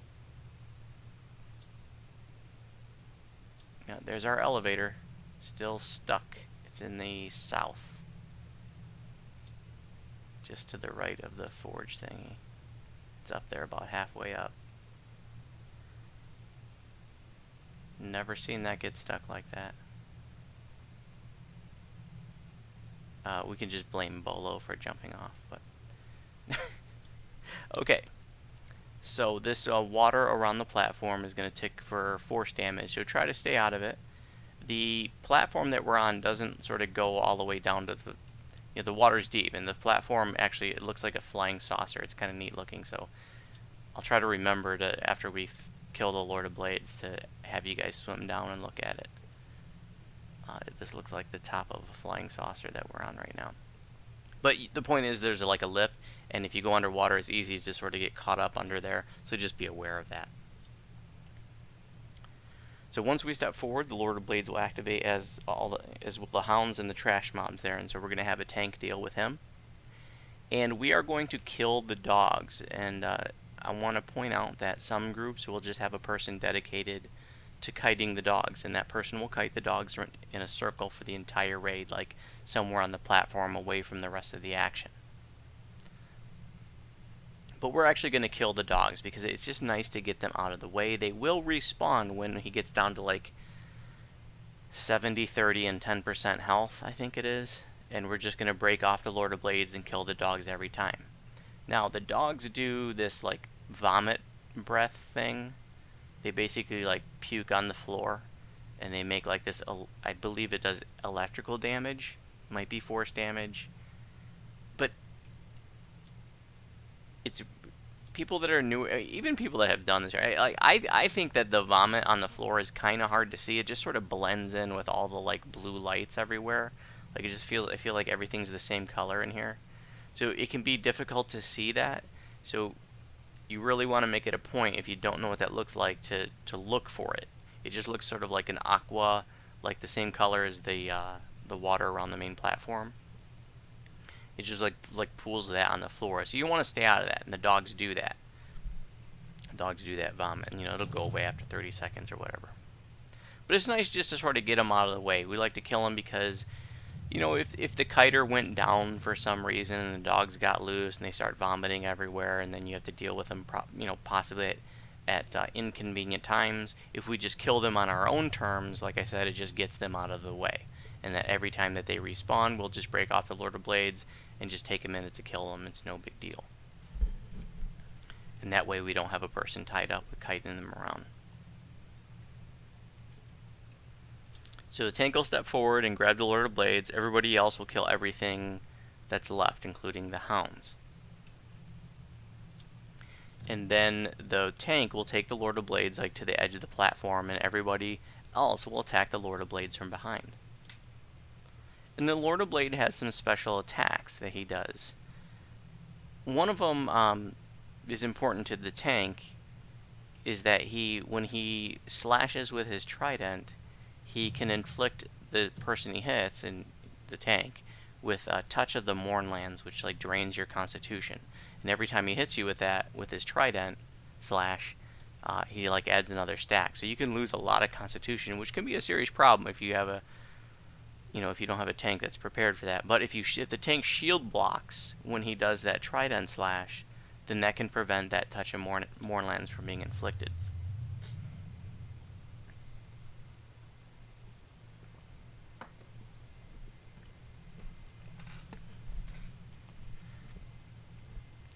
At various stages in the raid, the pillars themselves will become vulnerable. And to complete the raid, it's actually destroying the pillars that completes the raid. We're not actually going to kill the Lord of Blades. When you beat the Lord of Blades down to 0, he just regenerates to full. So like I said, we're not actually killing the Lord of Blades. We're like breaking the forge, is what it boils down to. So at various points in the raids, the pillars become vulnerable, and so those couplings that I told you about, that you can see like at the bottom where it just sort of looks like a plasma junction. And then if you look up, you'll see there's another one higher up. Those will become vulnerable, and they're going to like glimmer or shine when they're vulnerable. And when they're vulnerable, we're going to have the ranged tunes work on those. And then the melees can continue to beat on the Lord of Blades. Like I said, when the Lord of Blade gets down to 70% health, and then again at 30 and 10, I believe, the dogs will respawn, the melees will break off the Lord of Blades and beat on the dogs. And then go back to Lord of Blades once the dogs are dead. The Lord of Blades has some other special attacks. One of them is called Rain of Blades, and he's just going to make it like rain swords, basically. And traditionally people would go into the center because they'd be under the forge and they wouldn't get hit by the Rain of Blades. But by today's standards, they don't really do that much damage. So I want you to experience the Rain of Blades. I want you to get hit by it. And if it's not doing enough damage for you to worry about, then you can just basically ignore it. If the damage concerns you, you can go under the forge in the center to avoid it. He also does a whirlwind attack, and he'll wind up and he'll just start swinging like wildly, swinging his trident wildly. And when he does that, you probably want to get out of his way, because he can knock you back and he can knock you into the water. And so that could be kind of a pain. So you'll hear us call out whirlwind, and just take a step back from him. And then he can knock the tank into the water, and there's also like a chain, binding chains effect, I think that he can do. And so if the tank gets knocked into the water while they have the binding chains effect, or if anybody gets thrown into the water while they have the binding chains, then you're pretty much screwed. There's not a whole lot anybody can do for you. You just gotta hope that the binding chains wear off, or somebody heals you long enough for you to get back. Also, a very important thing is that throughout the end fight, there's going to be a buff that becomes available from the forge, and that buff is just going to be, you see how the light is shining down in the center and there's like magical runes floating around it. That means the buff is up. You just step into the light to grab it. And anybody can grab that. In fact, when the buff comes up, don't wait for somebody else to get it. Just go ahead and get it yourself. And the only reason you wouldn't want to get it yourself is if you already had it. If you already had it and it shows up in your buff bar and you went to get it again, then you get like this overload effect and it like stuns you for like 30 seconds or something, maybe 15 seconds. And that can be a little scary, especially if things are getting out of hand. But if you don't already have the buff, just go get it. Don't wait for anybody else to get it. Just go get it. It's really important that we get it, because if we don't get it, then the Lord of Blades will. He'll run over there and get it, and then he becomes a lot tougher. And every time he gets it, it stacks up. So we don't want him to get the buff. We want to get the buff before he does. And he won't get it right away. The buff will be up for maybe maximum 10 seconds before he decides he's going to go over there and get it. But if you already have the buff, and you see the buff is up, then you can call it out like buff up, and then somebody else will go get it.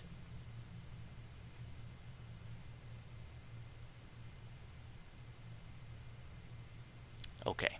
So the nutshell is the tank grabs the Lord of Blades, pulls him to the side. We're going to kill everything else. Then the pillars are going to become vulnerable. Range tunes will take out the couplings while melees beat on the Lord of Blades. The dogs will respawn at various points. The melees will break off and beat on the dogs.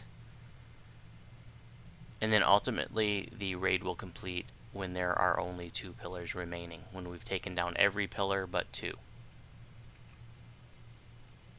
Any questions before we get started? Do you have to destroy both the top and bottom couplings? Yes.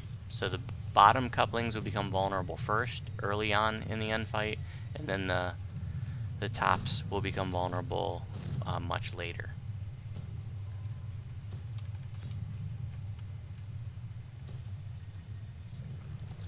Okay. Last second buffs. And Bolo, whenever you're ready.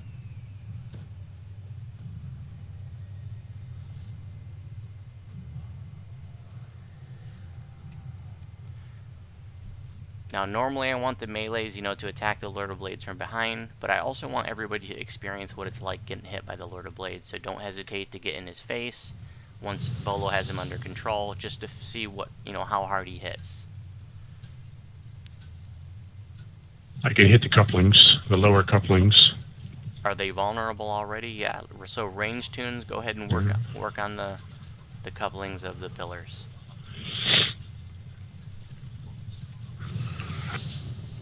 Melee tunes work on all the trash, while Bolo grabs the Lord of Blades.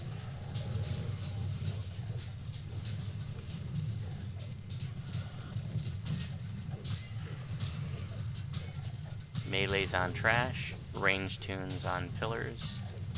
Notice the dogs just did their vomit, so step out of that. I can hit the top coupling. Apparently you can only hit one pillar at a time. And the buff is up. I'm going to go ahead and grab that. Oh, now it's up. There we go. And you get to float around when you get the buff. It's kind of cool. The dogs have vomited, so stay out of that, but I want you to see what that looks like. It is kind of hard to see. It blends in. You're standing right on it, Eva.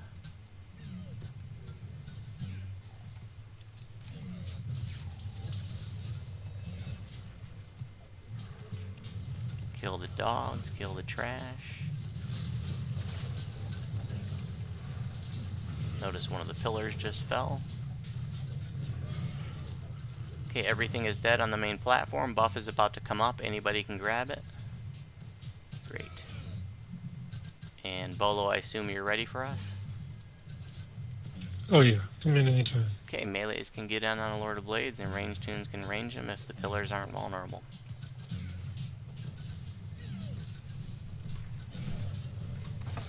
And I'll show you folks watching the live stream what it looks like underwater. See, it looks like a big UFO there. Close Encounters of the Third Kind. Woo!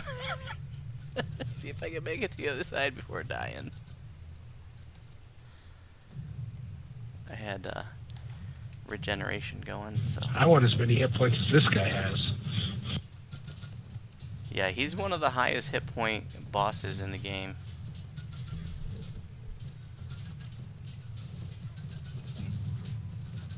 He might even be the highest, actually.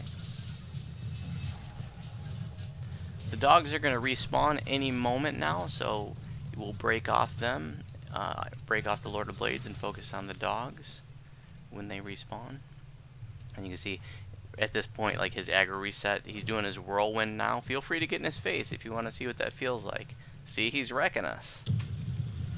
Doesn't feel good. Yeah, it's not a, like I said, it's not a blow off. Like, he's going to get you if you're not prepared. There is a death timer, so when your death waffle goes away, just call out that you're ready for a raise. And let's pull off these dogs here. And everybody kill the dogs, except for the tank who's going to hold the Lord of Blades. When the Lord of Blades flies up like that, his aggro will reset. So sometimes it'll be appropriate to just, you know, give the tank a moment to re-grab aggro so the Lord of Blades doesn't run around all over the place.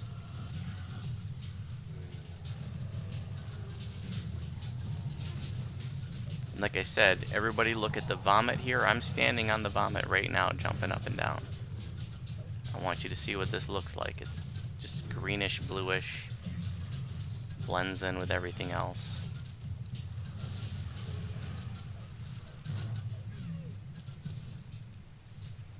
Okay, you can start beating on the Lord of Blades.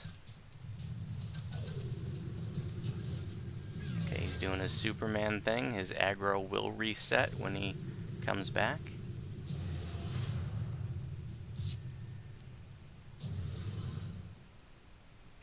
Really is best to let this tank reestablish aggro before you start beating on him.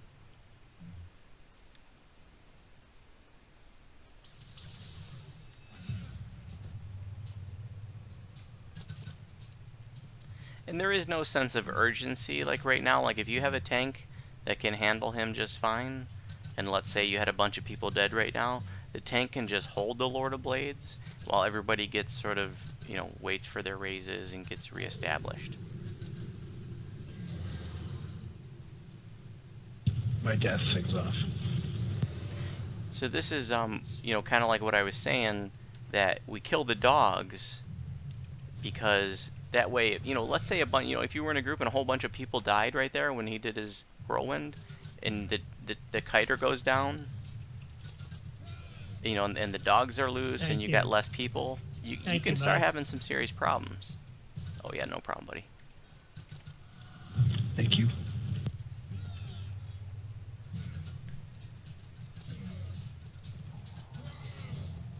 I'll stay away from him.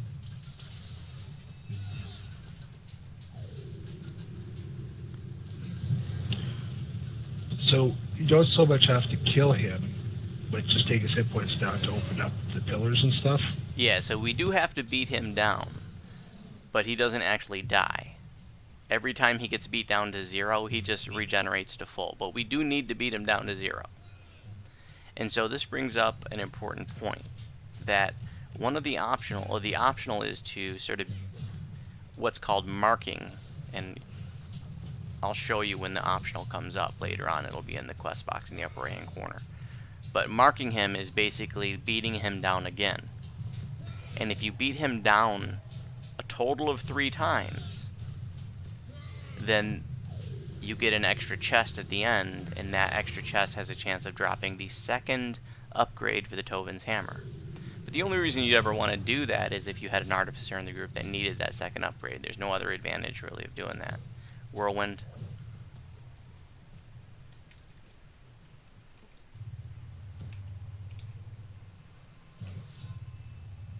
I do want everybody to experience what it feels like to get hit by the Lord of Blades. That's very important.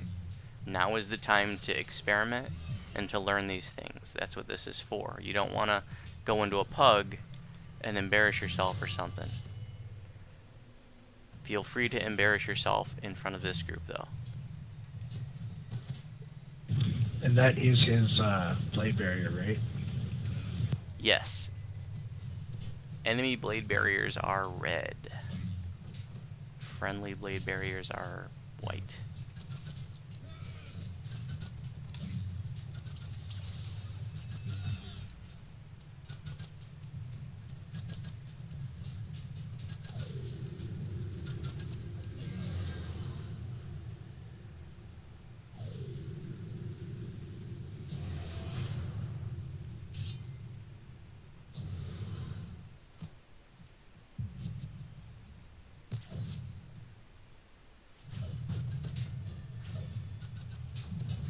Bolo, would you mind if I took over tanking just for purposes of the video? Of the people watching, I wanted Sure thing. to describe a few things. So, if you're watching the live stream, see how when he slashes with his trident, like I was saying, that's what puts the touch of the Morland on. So I'm not going to shield block right now, and I'm going to let you see what that buff looks like. And he does require pretty high intimidate. It's something. It's like over 100. I think it's like 105, maybe 108.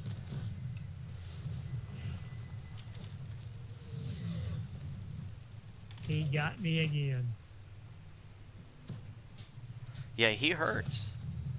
Like, even though it's an older raid and it's a little bit lower level compared to, our level cap of 30 now, like, he will mess you up. Okay, so I'm not shield blocking now. He hit me.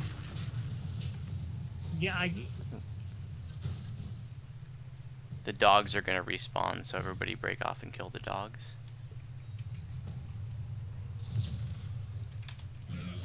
So that shield, or that slash that he's doing there. Let's see if I can get touch of the Mornlands to come up. This is the Rain of Blades that's happening right now. If that's hurting you, then you just want to go to the center. There's I died in the right spot. Here's the touch of the Mornlands buff. Right here. You see it says a minute left. And I can just avoid that by shield blocking. Kill the dogs, please.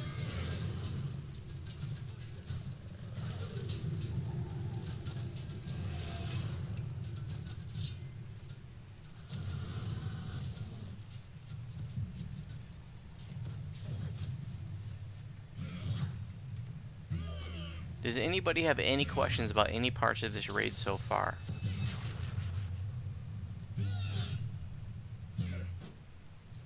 I still don't understand what makes the pillars vulnerable.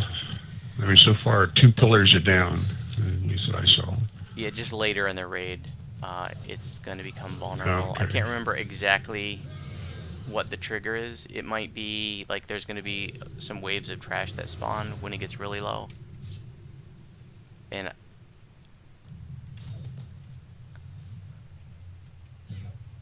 let's see if we can figure it out together, though. Rain of Blades. Yeah, I can. Can I get a raise, please? Incoming. Thank you. Notice that I have the binding chains right now, folks. It's kind of hard to see because they're kind of light, but I can barely move. So if I get tossed in the water with those, it's going to really suck. Bolo, you can go ahead and take over as the tank. If you would, please. Okay. Appreciate that.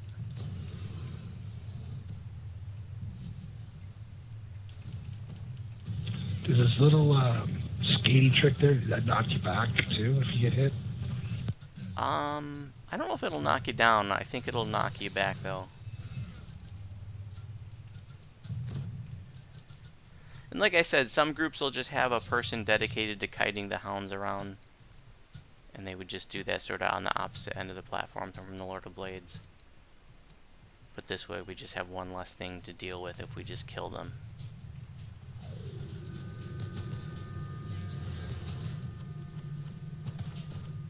Feel free to get in front of him when he's doing his thing.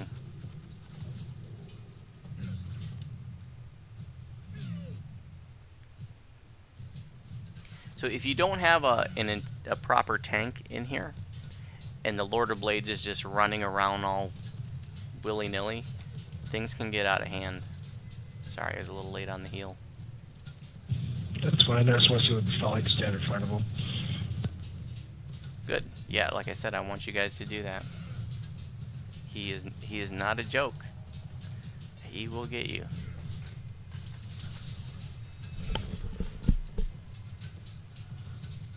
Bolo's making it look easy, but he is built for this.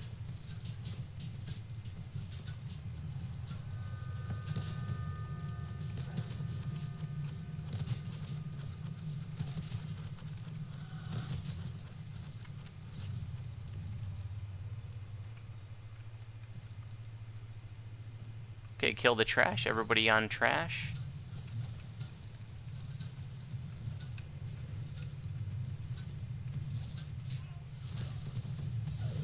I think it's beating the Lord of Blades down all the way. Work on the dogs too. I think it's beating the Lord of Blades down all the way that will make these pillars vulnerable.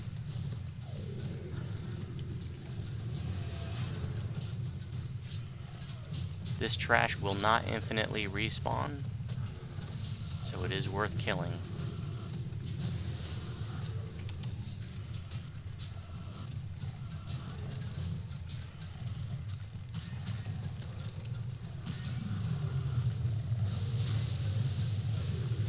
Sort of an old school method was to like dance the trash so that it wouldn't, because it'll respawn like in like 3 waves, but then it will stop.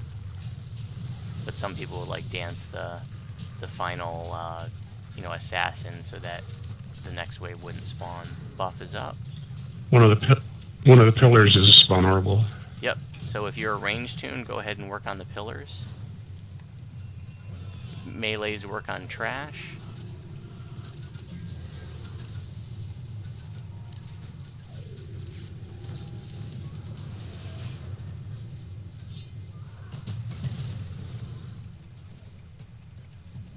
My death penalty's up when someone has a moment. Alright, incoming.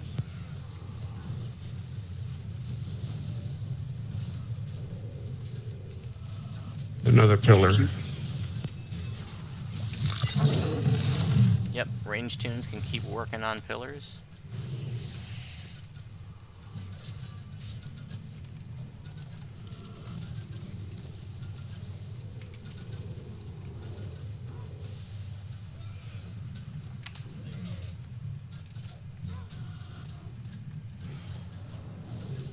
Buff up in the center. Anybody can grab it. Go ahead and grab the buff, folks. Anybody can grab it. Okay, it's gone.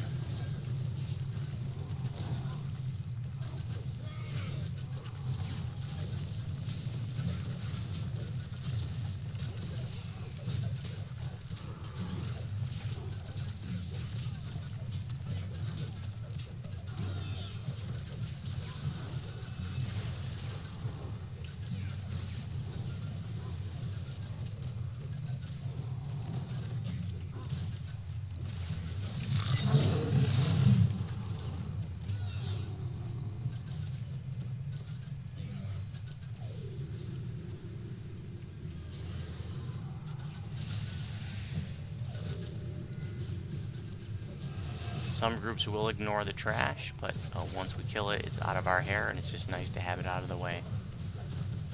We're just about done.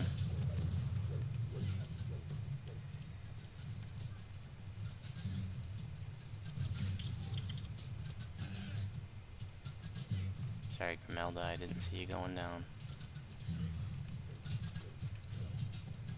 Yeah, looks like we just got one more pillar to take down. Yeah, for some reason I can't seem to move. Try and tumble. Yeah, tumble out of it. Ah, there we go. That's something to do with shield blocking. And that's it. That's it, folks. Now, this is an important point.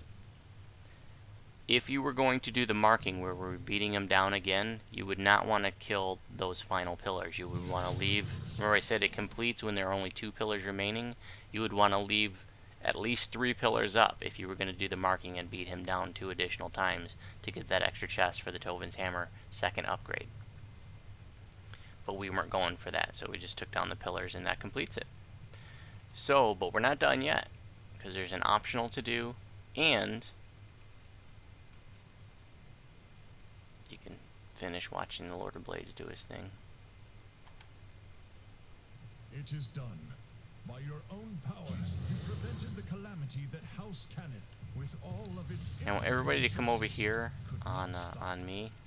Oops, I don't even have enough mana to do my aura.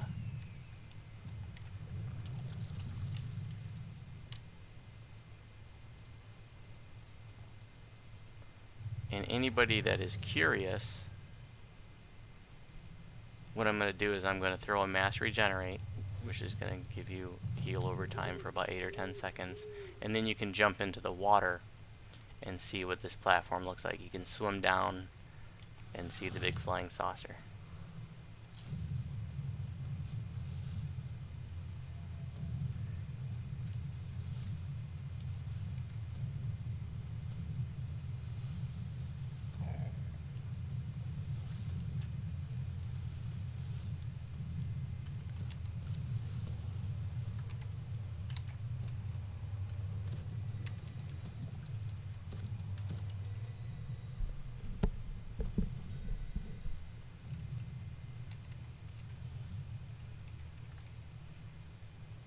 Alright, there is a bridge. We can go to the east, or to the west.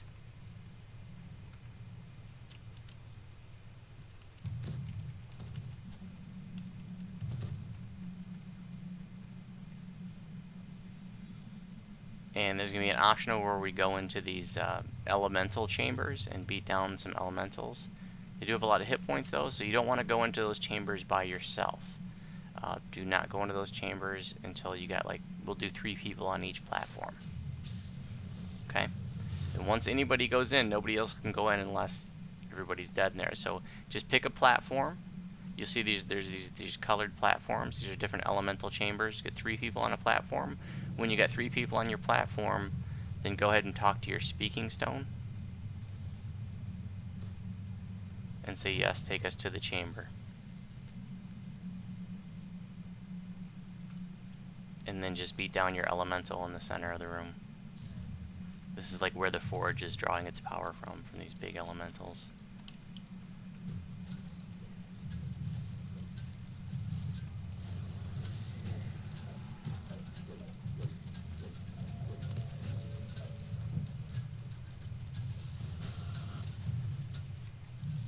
And so don't be that guy that runs ahead and jumps into one of these rooms and has no DPS and takes 20 minutes to beat down their elemental. Because like I said, once one person goes in there, nobody else can go in there unless that person dies. You don't want to make the whole group wait on you. I've been in that situation before. Once you kill your elemental, go right back out the way you came in. Once all 4 elementals have been destroyed, then we'll get an extra chest out of it. So if by chance you did short man it, you could each go into on all 4, or do they have to be done at the same time-ish? They do not have to be done at the same time. You can just do them one at a time.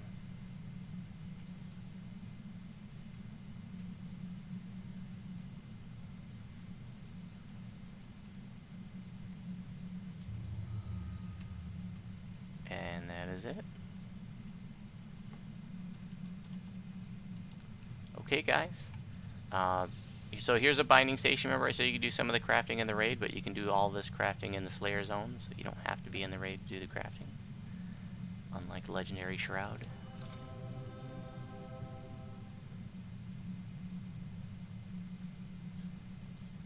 And your chest that can drop the spirits that you need for the different tiers is the chest on the north wall.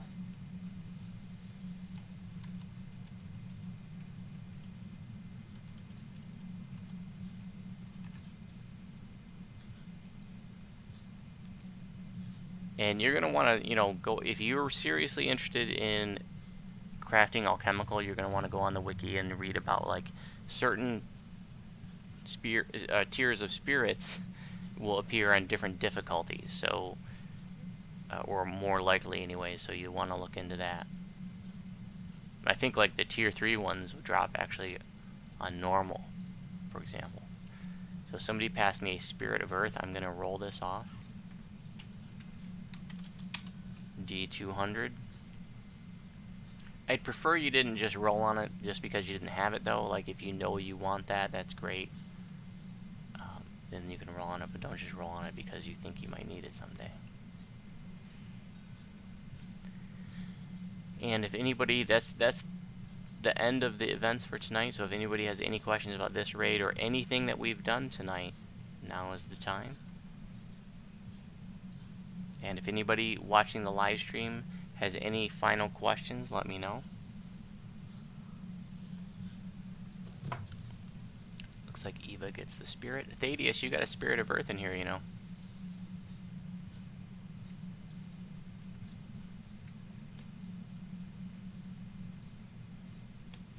Just checking out if I need it or not. Oh, okay. And Eva, I passed the spirit of earth to you. Make sure you get that. And whenever you're ready, guys, go ahead and finish out. And that is all. Any video? Thank you. You're welcome. Yes, thank you very much. You're welcome. Thanks, Ginger, and the rest of the High Lords.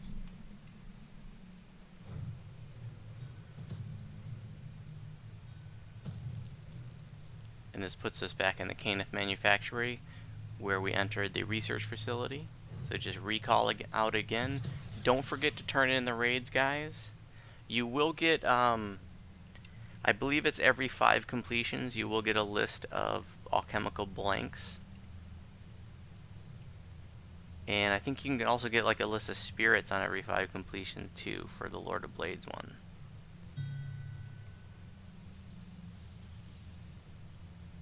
So thanks for coming out, guys.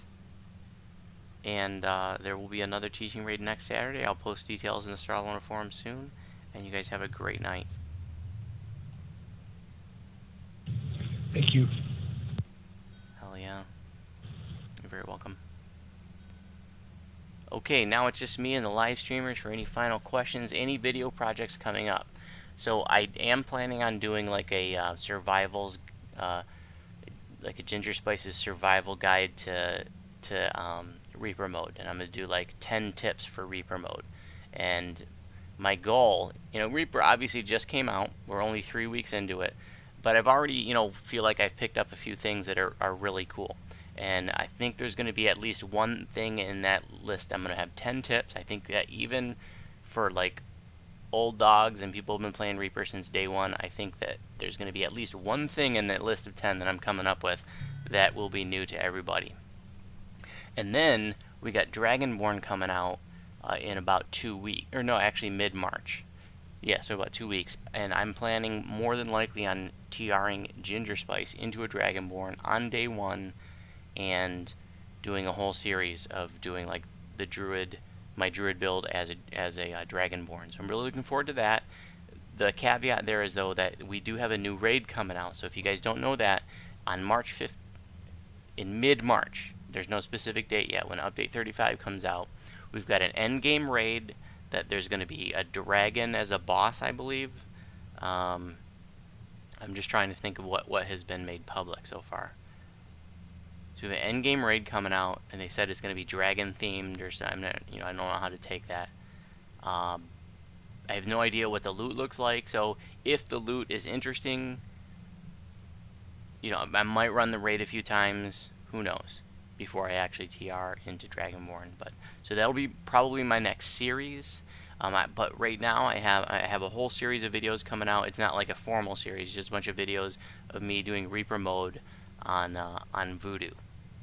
And Voodoo's actually level 22 right now, but the video I just did is only like a Voodoo at level like 4 or 5 or something. So I have a whole bunch of videos already set to go that I'm going to be uploading soon. Any other questions from the live streamers before I end the live stream?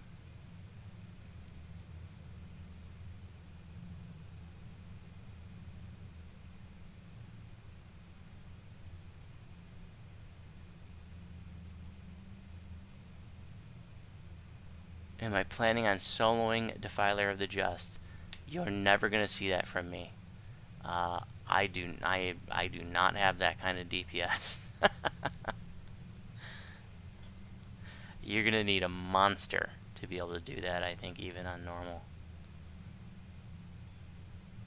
And I don't run high DPS builds.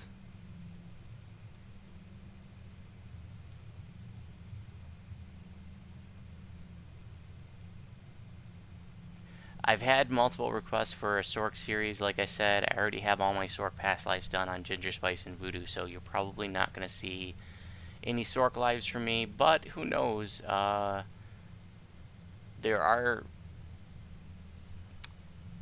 How should I say this? Depending on how things play out here over the next few months, there is a scenario in which you might see a... Maybe you'll see me do like a Sork 1 to 20 coming up. We'll see.